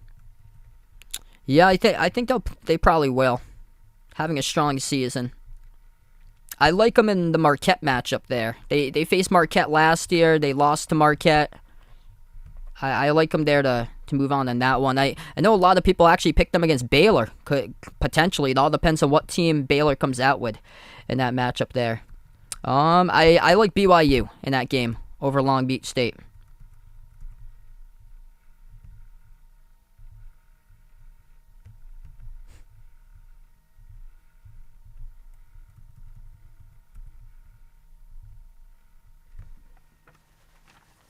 Yeah, like those are all the teams that can cut down the nets. I would include Tennessee on that list too that Fahad puts out. Gonzaga, Kansas, Kentucky, Arizona, Auburn, Villanova, Iowa, Houston, Tennessee. Tennessee I thought deserved it too. That team has come a long way with their trio of guards. And they got a really good defense with them. Make everything tough inside.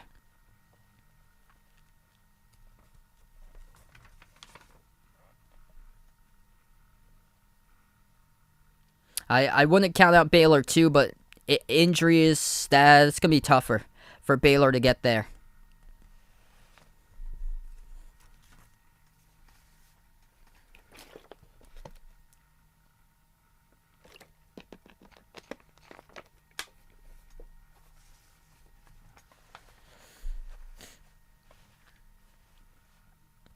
My prediction I had was Indiana by 6 in this game. I think the line was Indiana by 4.5. So I would take Indiana in the points in this game.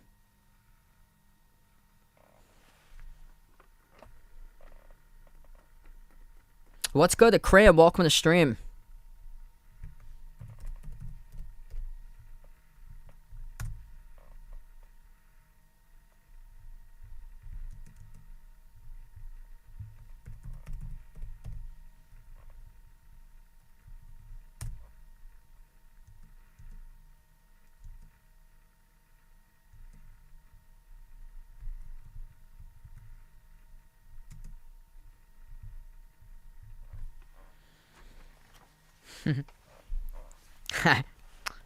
Yep, they'll be there someday.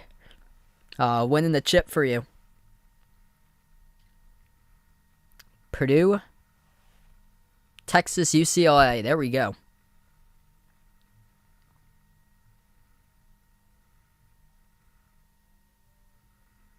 I do think so if they go back to the way that they were playing against Kentucky and Gonzaga. It's just defensively. Defensively, they have to find their identity, and they have the chance to for Duke. I'm not going to count out Duke here in a bracket. They got a chance because they're playing Cal State Fullerton, and Cal State Fullerton is not a strong three-point shooting team. They're around 350th nationally, bottom 10 in the nation in three-point shooting percentage. So I would not count out, or I would not put Cal State Fullerton through to upset Duke there. If there was a 15 that could upset Duke, if they were put a 15, I would have put Colgate. Colgate got a 14 though, which I think they got some potential looks at possibly upsetting Wisconsin. Wouldn't it shock me if they do in that matchup? But that's a get-it-right type of game for Duke, is the 2-15. And then the quick turnaround to take on either the winner of Davidson or Michigan State, which Davidson can shoot the 3. That's sneaky. Davidson can shoot the 3. Duke, trouble defending the 3, and Davidson has multiple perimeter players. Davidson could win that. Jacob, welcome in. Yeah, he's got that one right there. So, you picked Davidson to shock them. Wouldn't shock me. I've got Duke by, like, a point. That's going to be like UCF Duke from 3 years ago, I feel like. But I feel like Duke's going to hold on just barely in that matchup. Davidson could, though. That game is in Greenville, South Carolina. I just saw that. Oh, man. It wouldn't shock me. Davidson honestly could. That game is in Greenville, South Carolina, between Duke if they match up. Yeah, I agree, Bill. Virginia Tech's red hot the right time. I got them to the Sweet 16. I took them over Texas and Purdue. Purdue is trailing down as far as scoring as of late.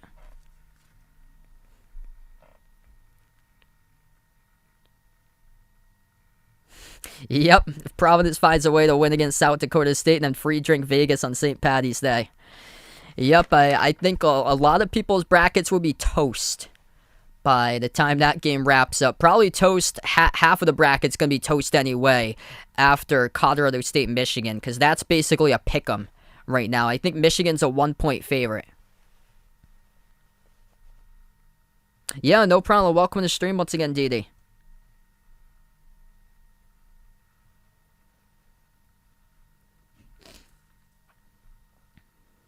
Yeah, I picked a ton of upsets.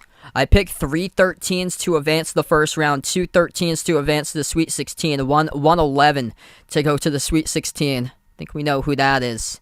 I was considering a 10 to the Sweet 16, but that was a no. I had to back off on that.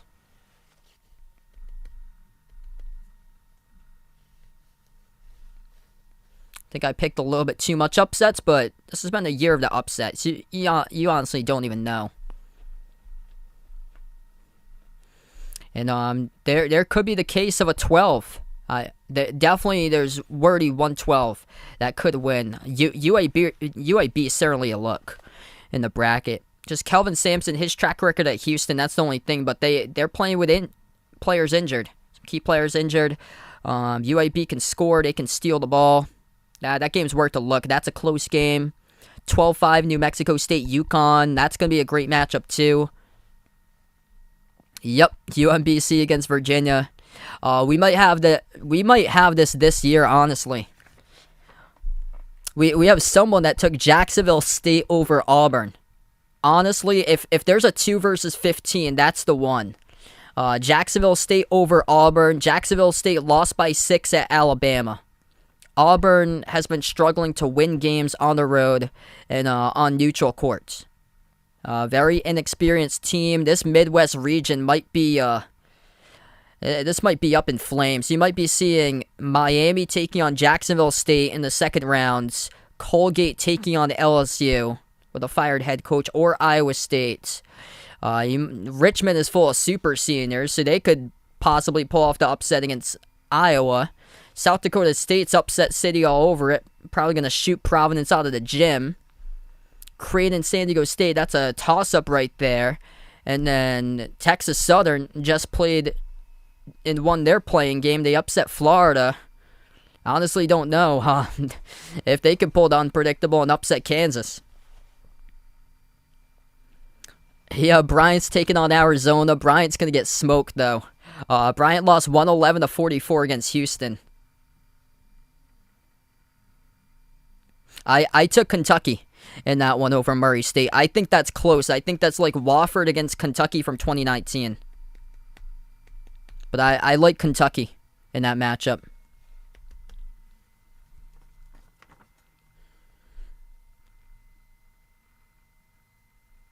TCU and Colorado State in Elite 8. Colorado State winning it all. Jeez. Yeah, that's tough for Colorado State. They're playing Michigan. And sadly, I think Michigan's got that one. Michigan's got just so much size. Poor Colorado State got the worst matchup out of all of them. It's too bad. Because that team's had an incredible year. And they just got put in an awful matchup. I think everybody's bracket's busted if Michigan beats Tennessee. Ugh. If that happens, everybody's bracket gets busted right there. That's like NC State, I think, in the mid-2010s. They were an 11 seed, and they kept on going and going and going and going, and everybody bet against them. Yes, Oregon State should fire Wayne Tinkle. If you guys are new in the stream, hit the thumbs up, spike the like, hit the subscribe. I appreciate all for joining in today on this stream. Coming in back for the second half. A lot of turnovers by Wyoming. That's the difference maker so far. Wyoming, 12 turnovers. Indiana with 5. Winner of this game will take on St. Mary's. Indiana 1 of 8 from 3-point shooting. Wyoming is 4 of 9. Trace Jackson Davis, he is the top scorer. He's got himself 14 points, winning the paint. I've got Texas Tech to the Final Four. Shocking Gonzaga. And in the matchup from earlier this year. I've got a couple like unpopular picks going against a lot of people or so, just trying to see where it lands, making things interesting. I don't know if Texas Tech's gonna have the shooting. That's the thing, but as Indiana scores, that's the only thing. I don't know if they're gonna have the knockdown shooting. Gonzaga should win the championship. Should be Gonzaga, Arizona. This has been the year to upset, just throwing in a couple flyers, and Texas Tech already played them once. And I think they could make it the toughest matchup because you have to match the physicality of Texas Tech. Turnaround jumper is good. Right back by Wyoming. 1 minute through the second, Indiana with the ball at the top of the key. Out to the corner. Indiana moves it over to Jackson Davis. Hands it off to Parker Stewart. Attacks down the lane. Dump off and couldn't finish. No good at the rim by Race Thompson. Back it goes to Wyoming, but they knocked the ball out of bounds. Well, stay Indiana basketballs. There's also a foul called.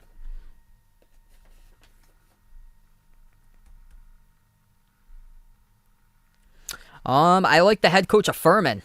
I think the head coach of Furman should move up.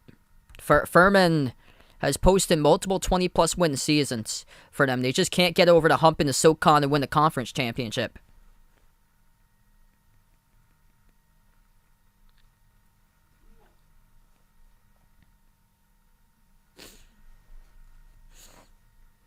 Final four is Kentucky, Texas Tech, Kansas, and Arizona.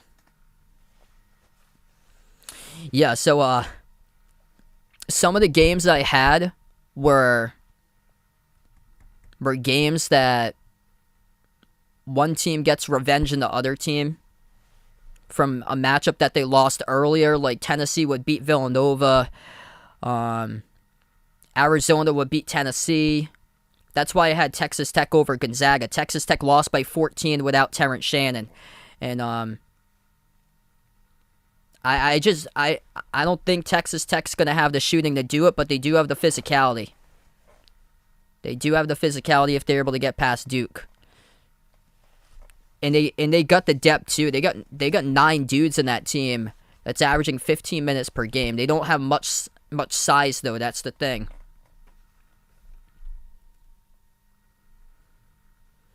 Yeah, honestly, Kentucky might lose second round to Murray State. That's a low-key game there. If Murray State wins that one, on to the Final Four for them. And they deserve it.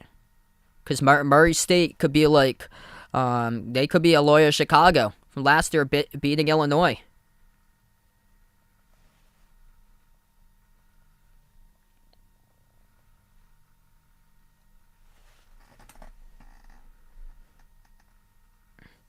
Yeah, their coach has been amazing.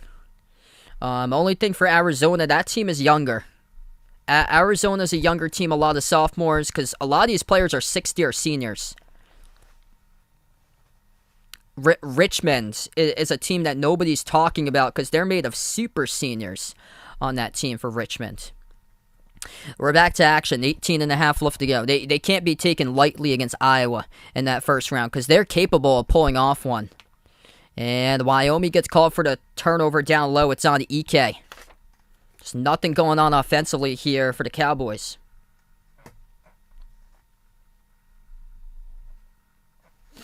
$18.5 left to go in the second.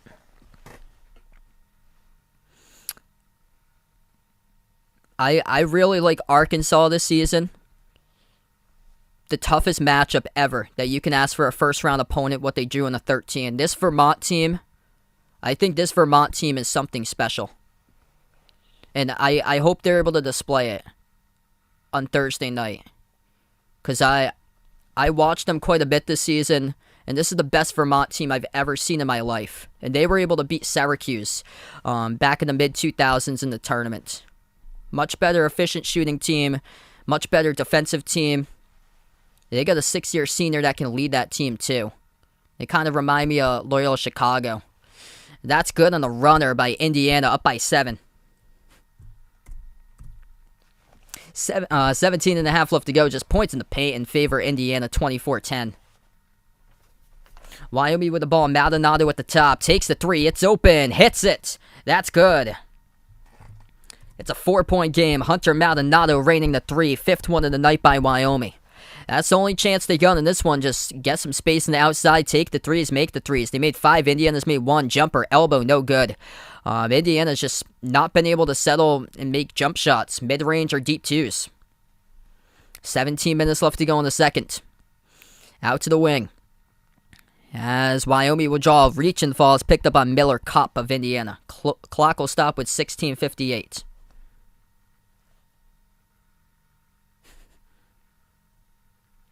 Yeah, Oakland did beat Vermont, same as Maryland. I just think they've came a long way, though. Honestly, don't know when tournament time comes what happens. Oakland also beat Oklahoma State.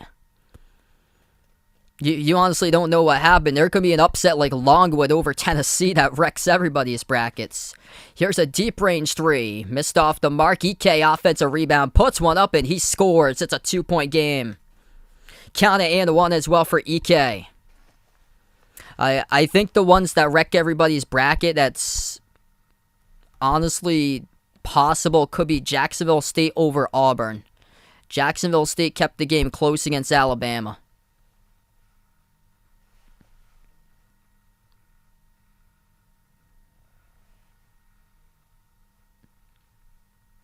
$16:38 left to go. 1 shot coming up at the free throw line for Graham EK of Wyoming. Chance to pull a win in 1. And he does. Cowboys fighting their way right back into this one right now. They had a long travel stretch to get to this game in Dayton, Ohio. Indiana, much shorter road for them to travel from IU. 16 and a half left to go. Hoosiers with the ball. Xavier Johnson, bounce pass into the hands of Jackson Davis to go to. Backs his way, down at the right block. Jackson Davis, inside, hook shot. He scores over 2 defenders. It's too good. 16 by TJD, torching Wyoming. 26 to 12 points in the paint. Wow, I didn't know that. So Longwood's coach was a lawyer before being a coach. That is interesting there. EK down low. No good. Stood still at the front rim. Back it goes to Jackson Davis. He's got 4 rebounds. Kick out to the corner. Out to Parker Stewart. Moves it over to Miller Kopp. Puts the ball into the hands of Xavier Johnson. Xavier Johnson towards his right and the outside. 15 on the shot clock. Xavier passes free toe circle off to Geronimo. Dumps it down low. Hook shot again. Jackson Davis, no good. Put back dunk. It's good at the rim, though, by Geronimo. Starting to get on the run here. Everything done at the rim. Not sure if that could be done against St. Mary's. St. Mary's can take that away. That is going to be a difficult task to do. St. Mary's is going to want you to play by their style as well. Inside, EK powers his way past Jackson Davis. Oh man, what a bucket there. Right hand off the glass by Graham EK. Starting to get physical down low in this one. I think Indiana's got the physicality though against St. Mary's, but St. Mary's is going to look to control that game and knock down their shots and hold you from the floor. St. Mary's doesn't like to be pushed around because they struggle against faster type of offenses like Santa Clara. They were in track matches against, but you put them into slower type of tempo teams, they get their composure.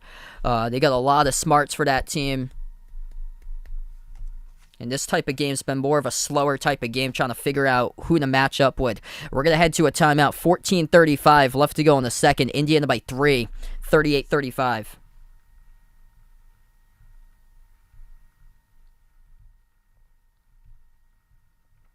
If you guys are new in the stream, hit the thumbs up, spike the like, hit the subscribe. Thanks so much all for joining in tonight, being a part here in the stream. Feel free to join the Behind Your Basketball Bracket Challenge group. That link is posted in the chat if anybody's interested in doing so. Joe, welcome in, man. What a game so far here. This one could go down to the wire tonight. Trace Jackson Davis, 16 points, carrying Indiana currently. Xavier Johnson's got 8 points along with 3 rebounds. Just 1 assist, though, by Xavier Johnson. No turnovers. Turnovers been a problem for Wyoming. 5 turnovers by Indiana, 13 by Wyoming. Hunter Maldonado, 11 points. 4 assists to 7 turnovers for the point guard for the Cowboys. Graham Ike's got 10. It's those two that's carrying right now. I got Indiana just the first round. I like St. Mary's in that one. What's good, Garrett, on the stream? Welcome in, man. Thanks so much for joining in. I like UNC in that matchup first round against Marquette. I've even seen other brackets go as for taking North Carolina over Baylor. Honestly, that could be a toss-up right there, considering Baylor with the injuries. Wouldn't shock me if it happens either.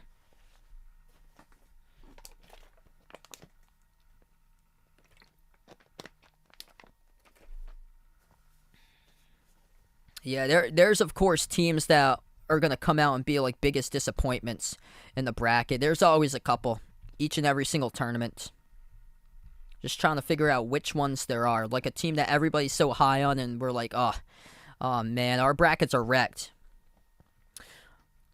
I got Illinois out in the first round, unfortunately. I think this Chattanooga team, I think they're slept on a ton. This Chattanooga team is interesting, and they're super experienced.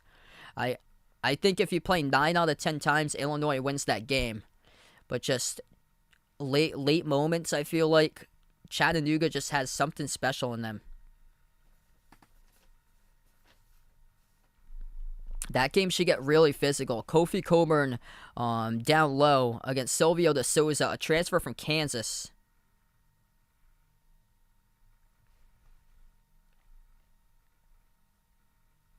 But it all depends on the perimeter players if they show up that game for Illinois. If they're making the threes, that's Illinois' game. Because Chattanooga can shut down the 3-ball, and they come in prepared. They play 2 of the top 3-point shooting teams per attempts nationally, Furman and Virginia Military Institute. And if they can take away the 3-ball, because Illinois attempts a good chunk of threes. So we get back to action here. 38-35 to score. Yeah, Chattanooga is top 60 in total defense for them. Good defensive team as well. Best defense in the Big Ten is Penn State. 14.5 left to go. Indiana with the ball. Dribbling up to the elbow. Xavier Johnson down low. Right hand. Missed off the glass. Lost it out of bounds by Wyoming. Goes back to Indiana.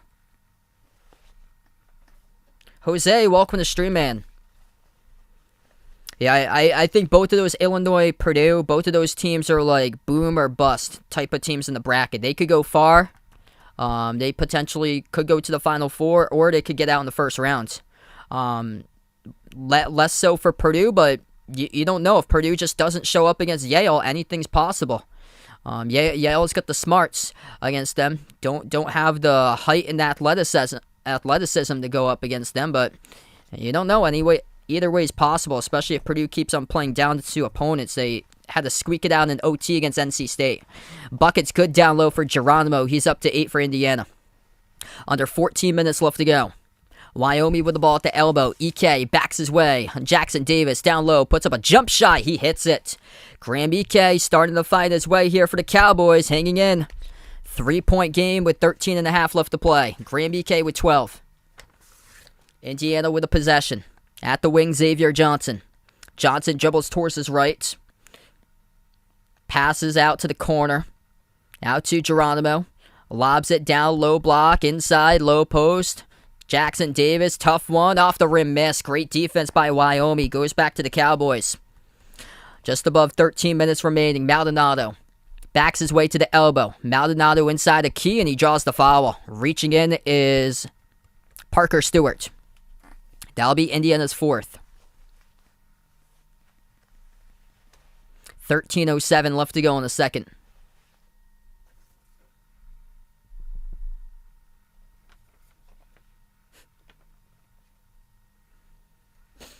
Inbound out to the elbow to Maldonado. Underneath the hoop, dribbles back out to the baseline. Now inside the key. A lot of dribbling by Maldonado, and he draws another foul. So that's Indiana's fifth. Wyoming's got them on the ropes where they should be. For the Cowboys in their favor, Indiana with 5 fouls with 13 minutes left to go. Wyoming with just 1. That's exactly what Wyoming's trying to do, making Indiana play their game. Wyoming looking to draw 2 more fouls so they can get to the free throw line. Huge rejection from behind. Oh my goodness. Jordan Geronimo soaring in from behind, and he blocks Maldonado. Right baseline dribble. Kick out to the corner. Tip ball intercepted by Wyoming. Pins it off of an Indiana player. Kept alive as the Hoosiers come up with the ball. Kick out. Corner 3. Open. Hits one. Second made 3 by IU as a team. That's actually their third. 3 for 11 from the floor. Jordan Geronimo, a difference maker. 12.5 left to go. Geronimo up to 11. Number 2 scorer for Indiana. EK backs his way low post. Puts one over Jackson Davis and called for the travel. Turnover's going to crush you all game long. They've got a lot of those today. That number now at 14. So it's going to be Indiana basketball. We're going to head to no, we're not going to head to a timeout. We're going to stay here, looks like. Looks like they were heading that way, though. 12:10 left to play. Indiana with a possession. Galloway at the top, dribbles towards his right. Off of the screen, and that's going to be Indiana's 6th. Indiana offensive foul. Off of the screen. Woohoo. Wow. Xavier Johnson called on that one. Big collision. Getting around the screen was Brennan Wenzel right there, Wyoming. So Indiana some foul trouble right now. Picks up their 6th with 12 minutes remaining. 3 fouls by Race Thompson, 3 by Trey Galloway, 2 each by Parker Stewart and Durr of Indiana. Wyoming, 17th turnover to game. Goes right back to Indiana.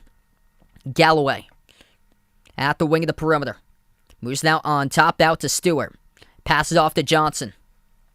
Johnson top of the key. Gives it out to the wing off to Geronimo. Geronimo moves it out to his left to Johnson. 11.5 left to play.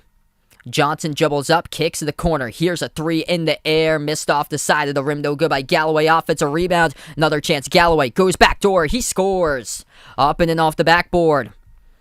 8-point lead for Indiana here. Up over Wyoming. Indiana fans starting to cheer on right now as they travel well. Not too far away from Dayton, Ohio. Wyoming, much, much further distance. Cowboys at the top, shooting a 3 straight away. Couldn't convert, tipped, and it goes out of bounds, touched by EK. Back it will go to Indiana. We're going to take the media timeout, though. 11:01 left to play in the second. Turnovers, that's the problem of this game tonight. That's why Wyoming's down.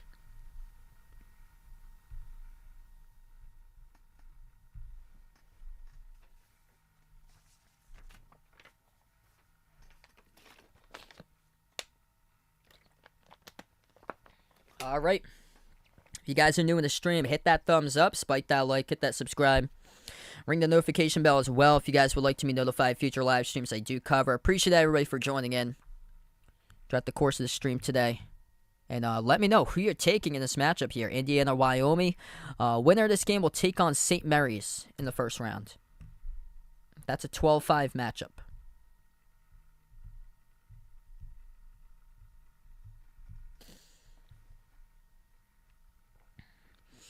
So Indiana, low percentage in this game. 2 for 11 from the floor, 7 to 13 from the free throw line. Still finding ways, though, in the paint. That's the difference maker. 16 points by Trace Jackson Davis. 12 points by Graham EK Wyoming. Maldonado with 11 points, but he's turned it over 8 times. Hey, thanks so much for the like and the sub, Garrett. Appreciate it, man.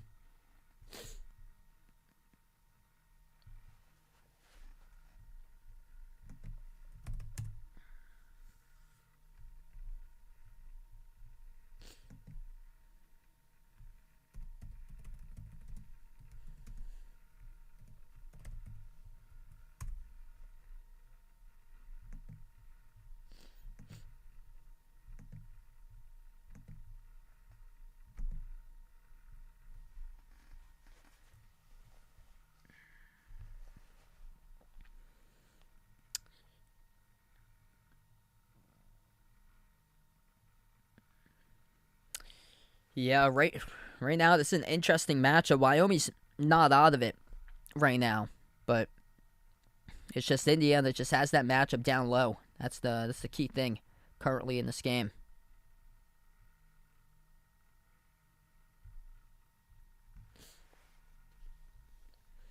So we have 11:01 left to play. Feel free to let me know out in the chat who do you got in this one, Wyoming or Indiana. If anybody's interested, feel free to join the Behind Your Basketball Bracket Challenge group that we have going on right there. All are welcome to join that if you guys are interested in doing so. Brackets will lock around noontime on Thursday. Oh, that's awesome there, Garrett. Yeah, thanks so much, man, for finding the channel. I cover both college basketball play-by-play, also NBA games as well.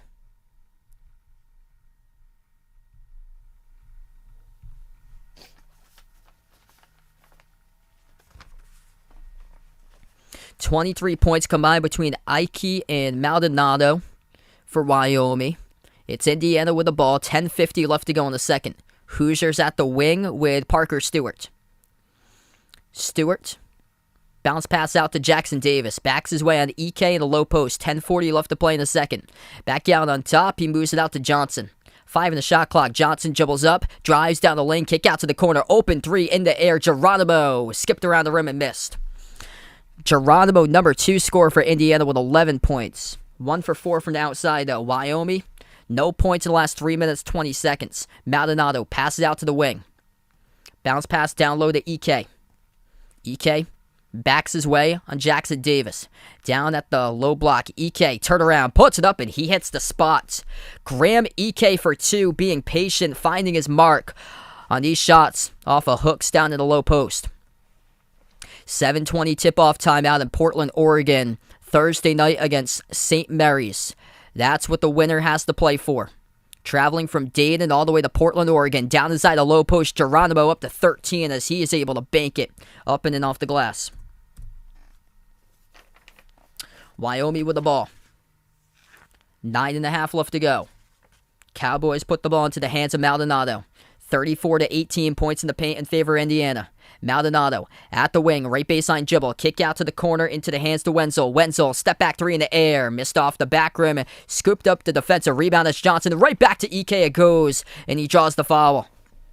That's foul number 7 by Indiana. It's going to send Wyoming to the bonus either way. They're shooting 2. Blocking foul.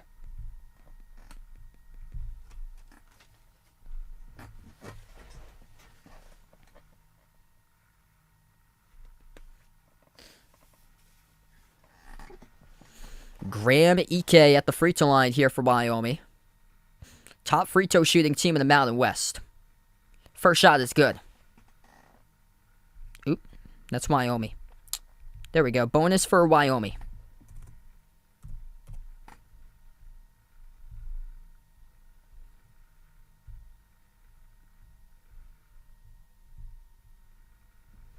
Second shot by EK, missed off the mark. Indiana with a defensive board by Geronimo. Having a great game for him, number 22, sophomore from Newark, New Jersey.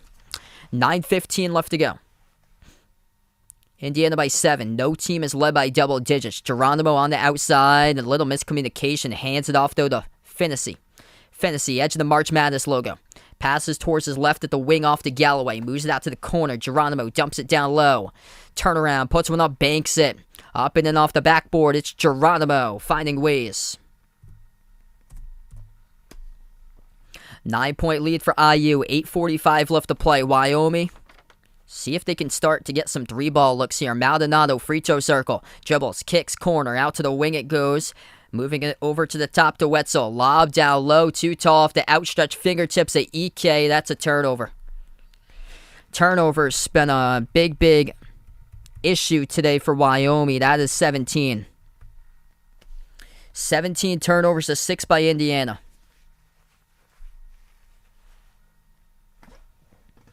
Indiana's defense winning the battle. 8:20 left to play. Indiana at the wing. They pass it over to the middle. Jumper, mid-range. Off the front rim by Geronimo. Missed. And Wyoming comes up with a defensive rebound. Daniel, welcome to the stream, man. Appreciate it for joining in, brother. Maldonado towards his right. Hands it off to Thompson. Thompson puts the ball back into the hands of Maldonado. Turns the corner, dribbles, attacks, bounce pass, EK. Down low, pump fake, puts it up, scores, up and in off the backboard. They're hanging in there. Maldonado and EK, the dangerous duo. EK with 17, Maldonado 11, along with 5 assists. 7:40 left to play. Graham EK finding his way. 6 made buckets in the second half. Top of the key, Galloway puts it out to the wing to Stewart. 7.5 left to go. Stewart takes a 3. Missed off the back rim. And the defensive rebound pulled down by Wyoming. Right back it goes to the Cowboys, still in it. 7-point game. On the outside, Maldonado. Defended by Stewart. Backs his way. Right block inside Maldonado. Gets open. Takes a look at it and he scores. Able to break the ankles of a defender right there. Stewart down to the hardwood. Maldonado puts it to a 5-point game. Man, would this be a start here for the Mountain West? Timeout taken by Indiana. Wyoming starting to go on a run. Indiana, 5-point lead, 7:05 left to go as we're going to take a timeout. Wow. Wyoming's hanging in there tough. If you look at this one on paper, you're probably like Indiana by 20. If you look at this game on paper, just by the state names. But no. Wyoming hanging in there all game long, despite being known more for their offense. That's what they're better known for their offense, is that their defense hanging in there, which has been impressive. If you guys are new in the stream, hit the thumbs up, spike the like, hit the subscribe, ring that notification bell as well. If you guys would like to be notified for future live streams I do cover on the channel. I cover basketball games, play-by-play of college hoops, and NBA games.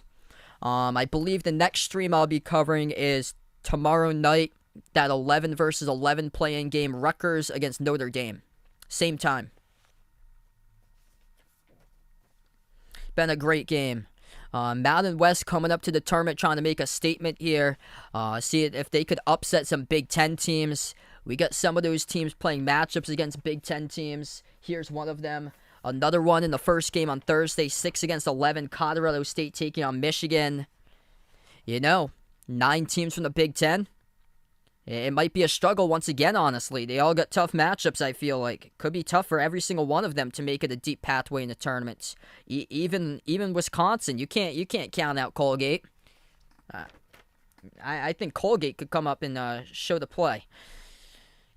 Rutgers playing tomorrow. Yeah, I do like Rutgers in that matchup. Mike Bray, first game situations. I don't know if I can trust Mike Bray. That's the thing. They got so many seniors in that team for Notre Dame. But lost their first conference game against Boston College pretty bad. And then they lost in the ACC tournament. First game they played. So I'm not sure if I can trust Mike Bray in that matchup. Yeah, same with me there. I got Rutgers upsetting Alabama. Alabama's been a seesaw. Alabama coming in really struggling defensively. I think the big takeaway from this bracket is these 6 seeds are really vulnerable. Looking at the 6 seeds, they're super vulnerable because usually I have 6 seeds advancing deep sometimes. Like last year, USC made it to Elite 8. They were a 6 seed. Alabama, Texas, those are 2 teams that seesaws.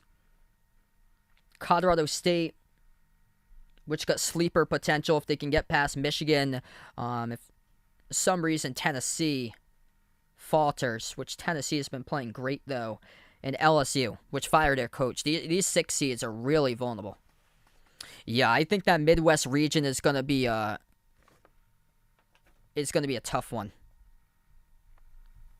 Really tough there in the Midwest. We're back to action. 7 minutes left to play. Wyoming hanging in there. It's Jackson Davis.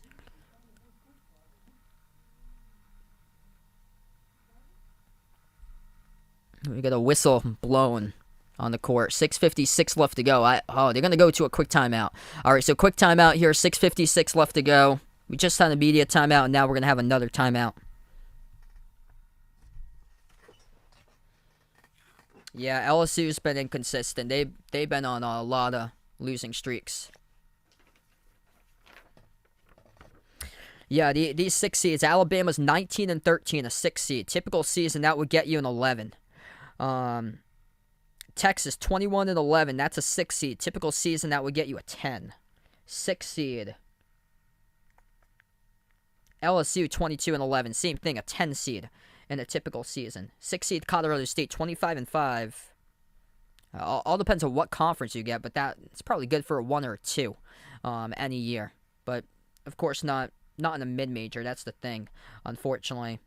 Poor mid-majors, because these teams deserve definitely better seeding. Thoughts about USC? I think they lose that game against Miami. Miami's scrappy. They can force turnovers. USC turned over the ball 22 times against Washington. They barely beat Washington. They barely beat Pacific. They barely beat Temple. And that's an East Coast game.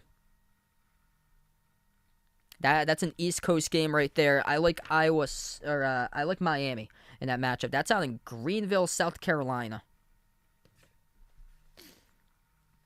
Yeah, that's an interesting matchup. It can go either way because Miami just doesn't have any size. They can't rebound. USC's got size. They can rebound. USC's got a defense. Miami's got the offense. Miami can force turnovers. Miami's scrappy. They can shoot the ball well. That can go either way. That's a pick'em type of matchup there.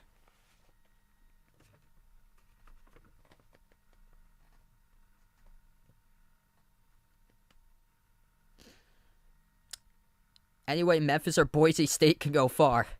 Whoever wins, that is a tough one. Memphis has been playing really well as of late, though. That would be the shocker to the world if they take down Gonzaga.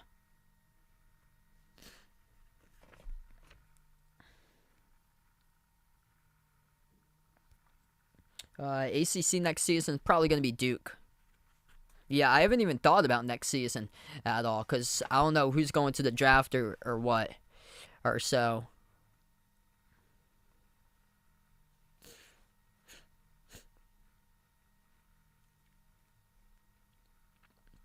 All depends on who comes back, I guess.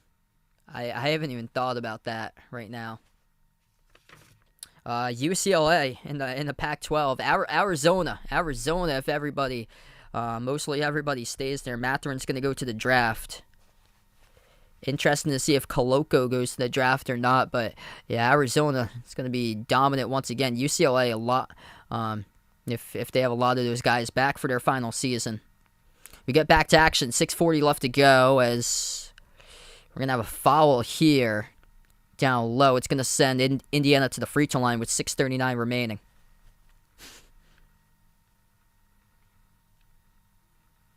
Yeah, UConn is going to be a tough out next year in the Big East. Providence loses a ton in the offseason. This was Providence's year.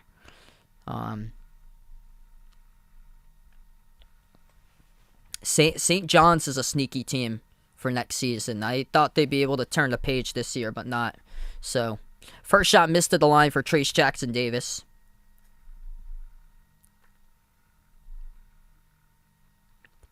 Second shot coming up. That one is good.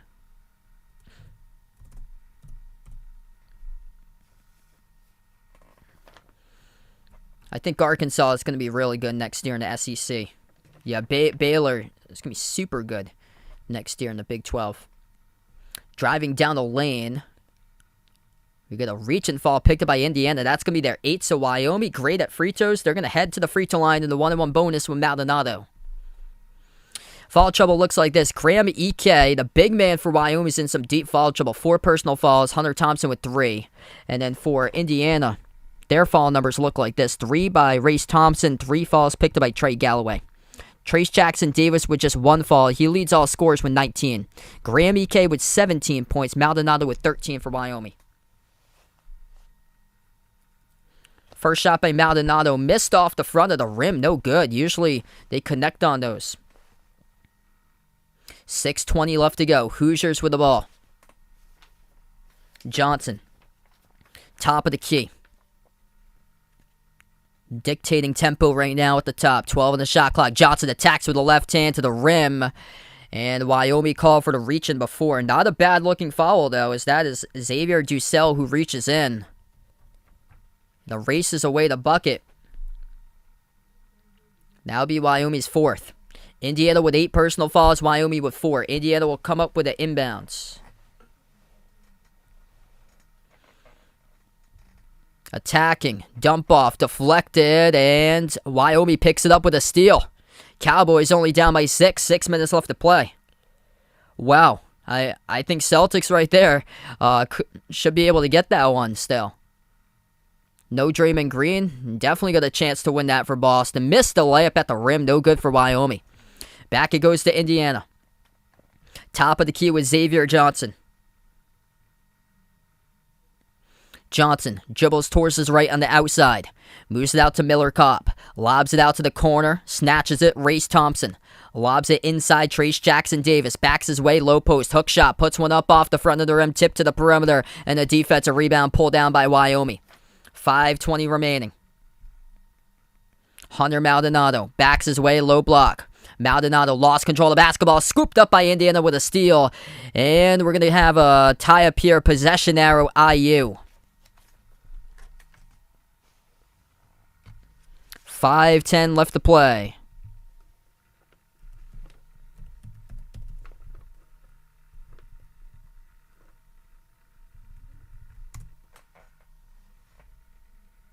Oh, he is back. That is right. Yeah, I wasn't sure. So he has been back. Okay. Let me just check here. Yep.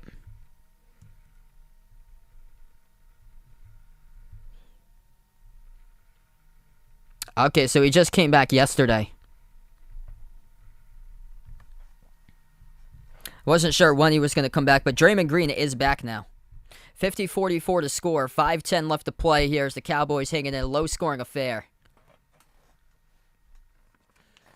Winner of this game will take on St. Mary's, and they'll probably have a lower score than this game, taking on a team like St. Mary's with the tempo that these two teams are going at. Wyoming usually likes to run down the floor much faster. It's just trying to find this type of matchup, more size by Indiana.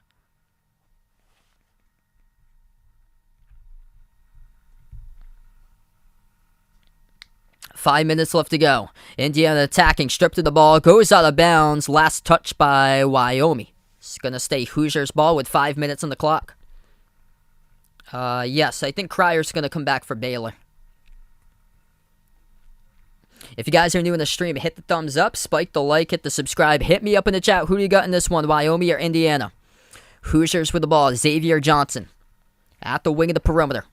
Dribbles towards his right. Drives down the lane for Johnson. Pump fake. Puts one up mid-range. Missed off the back rim. No good. Put back is good, though, for the Hoosiers to go up by 8. Points in the paint been the difference maker today. Season high 18 turnovers tonight by the Cowboys. 14 of those by Maldonado and Ike, the top 2 players. Attacking. Right down the lane with the right hand. Finishing. Hunter Maldonado with a right-handed layup. Keeping his team in the game between Maldonado and Ike, just finding ways to score. It's been through that duo, though, all game long for Miami. They just don't have a third player to step up.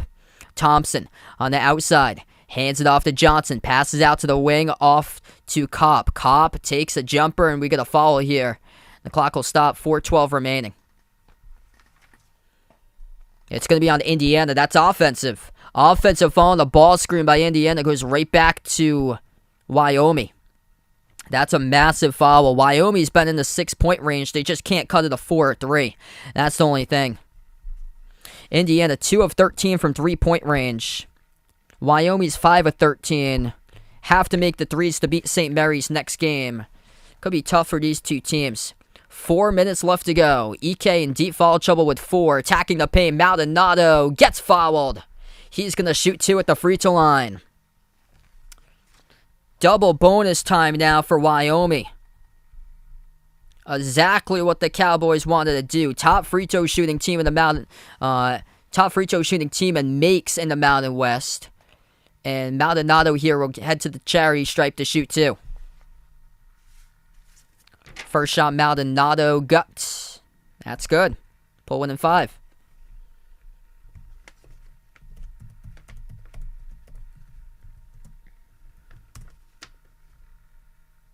Alexander, welcome to stream, man. Second one by Maldonado, missed off the back rim, ripped away by Trace Jackson Davis with a defensive rebound. Wyoming is 73% this season at the free throw line. That is second in the conference. Much better in the conference, though, at 75.1. Lob over the top, and that's a two-handed jam alley-oop by Jackson Davis. Just a difference maker and a star in this matchup. It goes to TJD, raising the roof right there for IU. Timeout on the floor by Wyoming. 3:39 left to play as the Hoosiers lead in a low-scoring affair.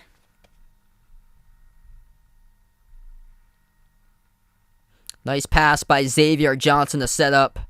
Trace Jackson Davis at the rim right there to lob over the top and throw it down with a alley-oop jam.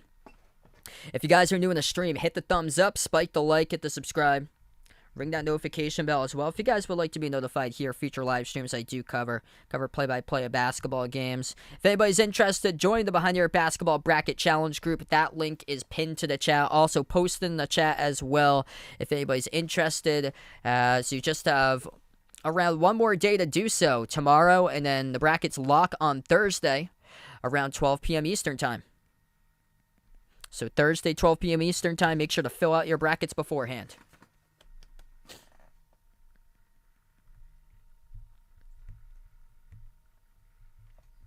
Winner of this game will take on St. Mary's. Tomorrow night, I hope to be back for Rutgers against Notre Dame.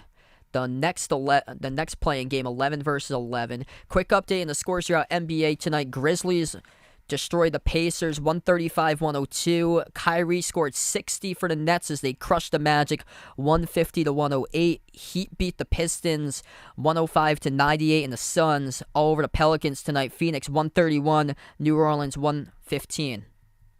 Slot King, welcome to the stream. I'm not that big as far as Marvel movies or so.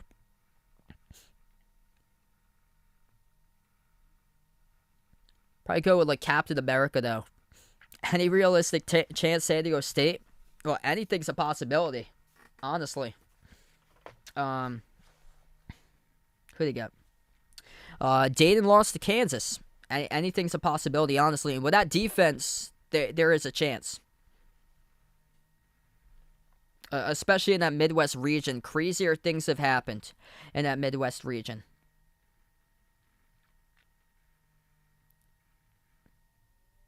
Especially if South Dakota State knocks off Iowa, then if San Diego State knocks off Kansas, they'd have to play South Dakota State. South Dakota State hasn't faced a defense of that caliber before. And then San Diego State would take on either Auburn and Wisconsin probably if they make it, and that's vulnerable. Really vulnerable there. Because Wisconsin's won close games, not great efficiently. And Auburn has a lot of inexperience, struggling on neutral court in the road.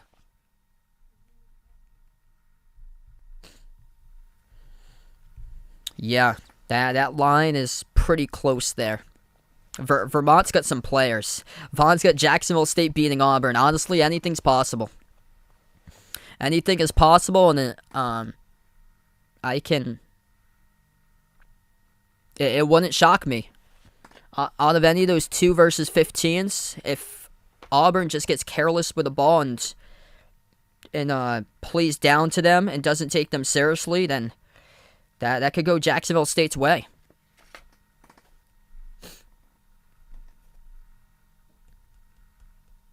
Yeah, Wisconsin might lose against Colgate in the first round. That Colgate team is pretty good.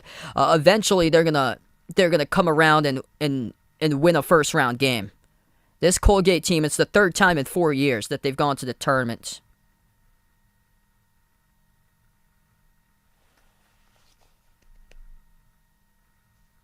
Warren's got Jacksonville State. Honestly, anything's possible. Or Oral Roberts last year. We get back to action. 3:40 left to go. Out of the 2 versus 15s, that's the most likely trend right there. I would see Jacksonville State against Auburn as Wyoming coughs it up. 3.5 left to play. Turnovers.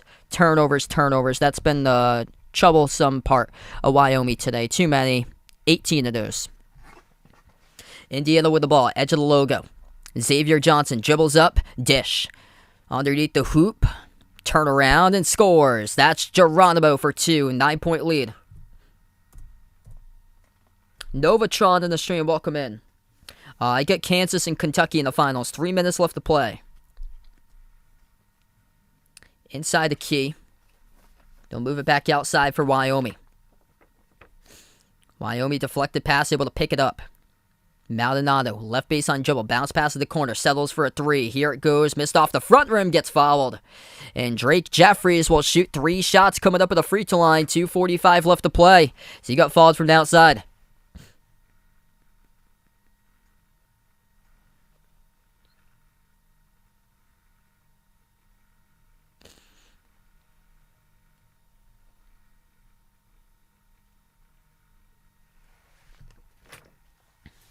Three shots coming up for, okay, this is going to be Brendan Wetzel, actually, number 5. So that wasn't number 0 for Wyoming. Number 5, Brendan Wetzel. First shot. At the line. That is off the mark. No good. Second shot. That is good.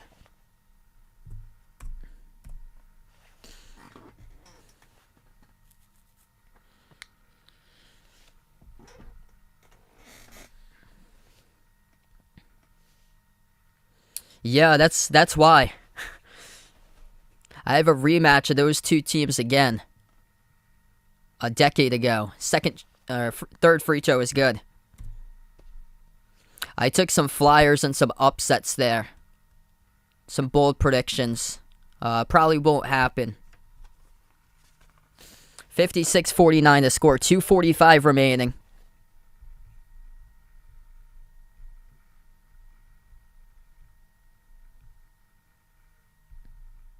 I had to move Kansas past Arizona in the Final Four, which the matchup, I don't think Kansas has got that matchup. Too much size for Arizona, but Kansas has got the experience. And what I saw from them in the Big 12 tournament, I thought that was really special. And if they're able to continue that with a small ball production and Remy Martin able to have production off the bench like that, I think they do have a chance because they're being slept on as the third number 1 seed in the bracket. A lot of people talking about Gonzaga and Arizona, but not many people talking about Kansas. And they've got the most quad 1 victories out of anybody in the nation. They played against the toughest defenses in the nation too. So it's interesting. It's so wide open who you could pick. Obviously Gonzaga, Arizona, the favorites. After that, Kentucky, Kansas, Villanova, even Tennessee.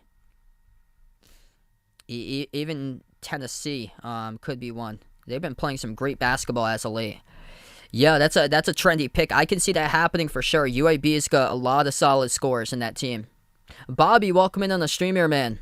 Wouldn't be shocked. I picked Houston because of their track record and their head coach, but they're dealing with injuries.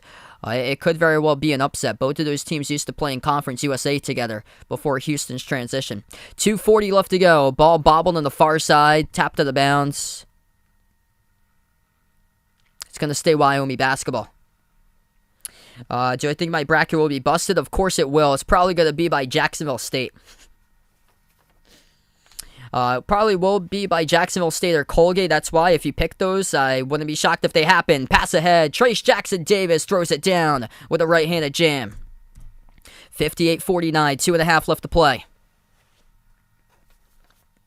Top of the key, Maldonado. Dribbles, drives, attacks, penetrates to the cup, and he draws the foul. Maldonado will shoot 2 at the free throw line.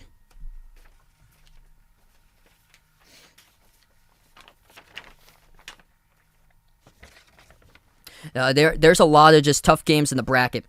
Yeah, it's going to be wild, man. I've got 3 13 seeds winning in the first round, an 11 seed winning in the first round. After that, I got 2 13 seeds to the Sweet 16, 1 11 seed to the Sweet 16. You got to take flyers in these teams and see what pops and explodes, and you honestly never know. You honestly don't know. A 2 could be the 15. These 2s look vulnerable. 2 of them, I feel like that. Second shot. Missed at the line. First one was good for Wyoming. 8-point game. 2:10 left to go. a lot of the 13 seeds got experience. Vermont, Chattanooga specifically. Those two teams are super experienced. Vermont's got a super senior. And that game is sneaky. It's in Buffalo. I know Arkansas has been playing incredible basketball. I see Arkansas, if they can get past that game, potential Final Four team if they can get past Gonzaga too. As Arkansas has been red hot, improved defensively, jumper good by Indiana. The baseline, Parker Stewart. 10-point lead, largest one of the game for IU. But if Vermont wins that, then that is something huge there for Vermont, because that game is in Buffalo. At the wing, Maldonado shoots the three. He hits it. It's a 7-point game with 1:30 left to play.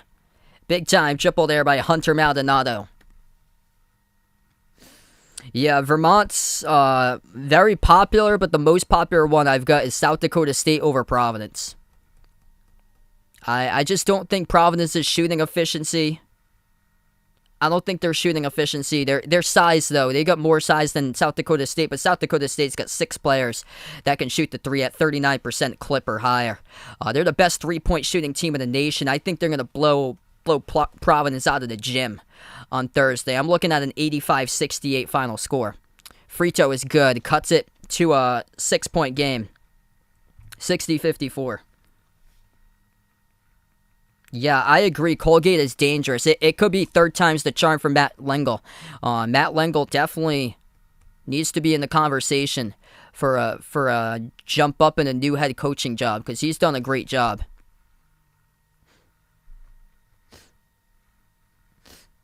Akron over UCLA. That's low-key sleeper potential there for Akron, because not a lot of people are talking about that. But I could potentially see that one too, as well. Akron's sneaky. They blew out Kent State in the MAC final. Minute 23 left to go. Indiana gets the inbound up by 6. Top of the key, it is Xavier Johnson. Johnson at the edge of the logo, defended by Maldonado. Johnson forces a double team. Johnson lost control of the basketball. It's off of the foot, though, a Wetzel out of bounds. It's going to stay with Indiana. Minute 10 left to go.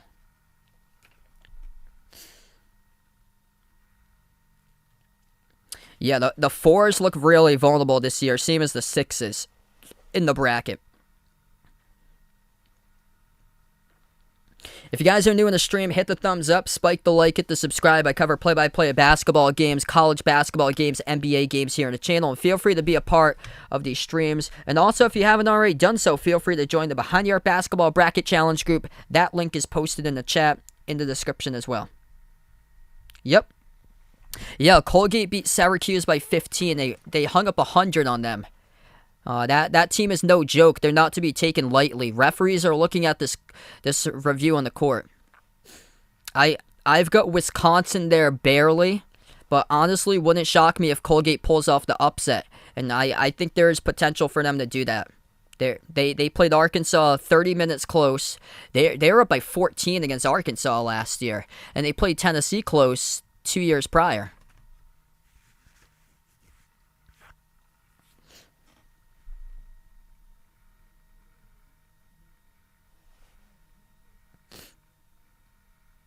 Highest seed to win in the first round of the tournament? Yeah, that's me. I advanced all my 1 seeds. That would be crazy if we have a 16 beat a 1. Anything is possible, especially this year. This year has been crazy full of upsets.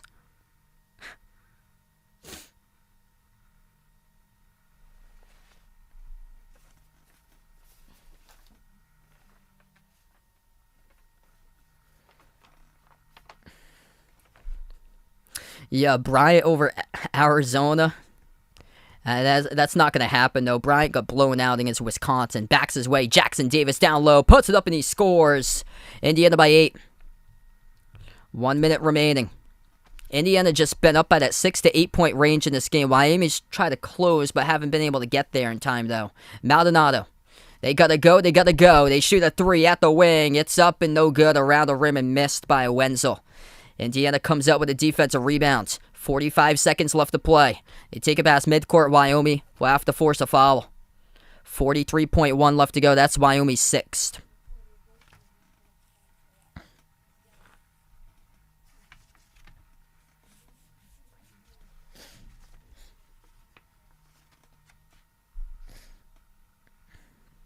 One more, then Indiana will be in the bonus. Hoosiers get the inbound far side. Maldonado looking to trap, and he'll foul. That will send Xavier Johnson off to the free throw line with 41 seconds. Yeah, that game's not even going to be close. If Arizona plays Bryant, that's a nice 110 to 65 victory. Bryant just doesn't play any defense. They don't have size at all. Peter Kiss is going to get destroyed on national TV.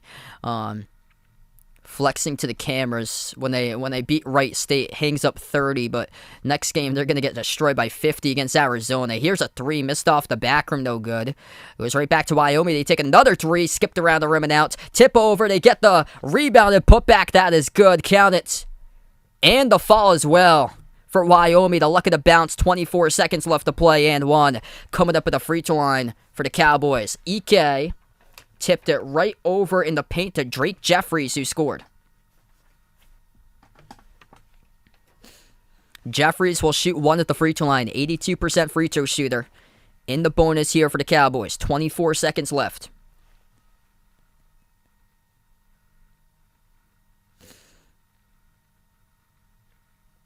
Probably for the Panthers, if I had to predict. Missed free throw. They get the offensive rebound out to the corner. Maldonado pulls the trigger. Takes the three. No good, air ball. Forced up three. 17 seconds left. Indiana gets the rebound, and they're going to head to the free throw line. 17 seconds remaining. Indiana 1-1 in the bonus by 6. Indiana needs to work in their free throws here. 8 of 16 at the free throw line. 27 points by Trace Jackson Davis. 15 by Jordan Geronimo. 2 players showed up in this matchup for IU. And Wyoming, Maldonado 21. 17 by Graham Ike. They had their duo show up, but just down by 6 in the final 17 seconds. Yes, first game of the tournament, Virginia Tech against Florida. Trace Jackson Davis at the free throw line. First one. Got it. I predicted, oh man, what was my prediction? 73-67. I got this one for Indiana. This is pretty close, except I get the margin almost right. Second one's good. 8-point lead. 17 seconds remaining. Wyoming with the ball. Lost the handle. That's been, ooh. There was a reach and fall set to Indiana here. 14.8 seconds left to play. Indiana fans thought that was a clear steal, but or that should have been a turnover by Wyoming. 2 players for Wyoming collided into each other. Wyoming's going to go to the double bonus. That's a bad call right there by the officials. 64-56, 14.8 seconds left to play. Indiana called in a reach-in that should have been a turnover there. Too many turnovers, that's the problem. Wyoming with 18. Yeah, a lot of the takeaway from these tournament games has come down to point guard play and how good your point guard is. 18 turnovers. I mean, that's going to bite you in the back every time. Indiana's got 8 turnovers. Xavier Johnson, 7 assists to 2 turnovers tonight. He's been playing great as of late. First shot. That's good. Able to find his way down for Jeffries. Yeah, shocking, man, that TB12 comes out of retirement, but I wasn't so shocked these past couple weeks, honestly. Second one coming up. That's good. Yeah, Bucks looking like they're probably going to go back to the Super Bowl. Timeout taken on the floor. 64-58 to score. 14.8 seconds left to go. Looks like, barring a miracle finish here, Indiana's going to keep on dancing. So they'll take on St. Mary's in the 12-5 first round. Yeah, that was a great game there. I've got both of those teams matching up once again. Down, I think, in Elite 8. I've got Arizona going for redemption there. 28 fouls by Arizona. That's not happening again. Arizona was down, I think, 17-2 at one point. They came all the way back. Lost by 4. At Tennessee, which is undefeated. If you guys are new in the stream, hit the thumbs up, spike the like, hit the subscribe. Ring that notification bell as well if you guys would like to be notified here future live streams that I do cover on the channel.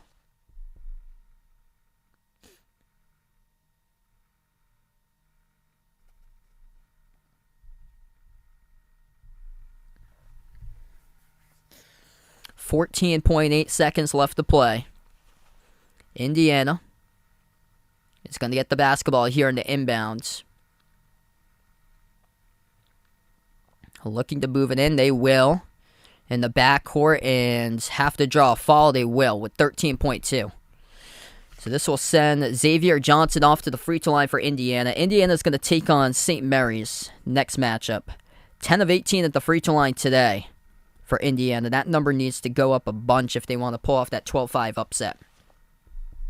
St. Mary's plays at that slow type of pace for them. They get a good paint defense, though. So if Indiana can't generate points off the three ball, which they struggled today, it's going to be tough. Just 2 for 13 from three. St. Mary's 3 games against Gonzaga, best paint team in all of America. And they beat Gonzaga one of those times. Second shot coming up. That is good by Xavier Johnson. Both of them go down 66-58. 10 seconds left to go. Wyoming just a little bit too short coming up in this one. They launch a three ball. That's well short. Trace Jackson Davis, the player of the game. Defensive rebound as he dribbles out the clock. And Indiana moving on to the first round as they escape with a play-in W. 66-58 the final score. Trace Jackson Davis, 29 points, 9 rebounds, as he's able to pull it out over the Wyoming Cowboys tonight. Great season for Wyoming. It's been a while since they've been here. I think 2015 in the NCAA tournament, but what a turnaround for Indiana here. Able to get back to the brackets, as they weren't the last couple of seasons, and able to pick themselves up a victory in the playing game. So they'll move on. Tip-off time for that one will be on 7:20, Portland, Oregon, taking on St. Mary's, the 5 versus 12 matchup. And the winner of that St. Mary's Indiana game in the first round will take on the winner of UCLA versus Akron. Before I wrap up tonight, hit the thumbs up, spike the like, hit the subscribe, ring that notification bell as well if you guys would like to be notified for future live streams I do cover. We'll close out to the channel members here. All channel members get a shout out. We have Jason, Cindy, Rajip, Oldad, Deuce, Brian, SG Sports Talk, Russell, D-Block, BP Greg, Oreo Pudding, Bino, Arahan, Mike, Mark, John, Jessica, Stephanie, Ahino, Joseph, Elkie, and JR Fernati, Woody, Warren, I'm Ghost, Pamela, Keith, Isaiah, Manon, Hayes, Barco, Dave, Rides of Steel, Kelly, Bruin, and we got new on the, there we go, in the membership. Also got CF as well, new in the membership for the last one. So thanks so much all for joining in, everybody. Being a part here on the stream tonight. Indiana comes out with a victory, 66-58 over Wyoming. I plan on covering tomorrow the next playing game between the Rutgers and Notre Dame. I'll release a stream schedule, what I plan on doing on Thursday and Friday. It's probably going to be Providence against South Dakota State, Yukon against New Mexico State, and Vermont against Arkansas, which will probably be the Thursday night games. I haven't looked at the Friday schedule yet, so I'm not sure about Friday, but I'll post that into this in the community tab tomorrow. Thanks so much all for joining in. Indiana moves on to the 12-5 matchup against St. Mary's, and enjoy the rest of your night, everybody.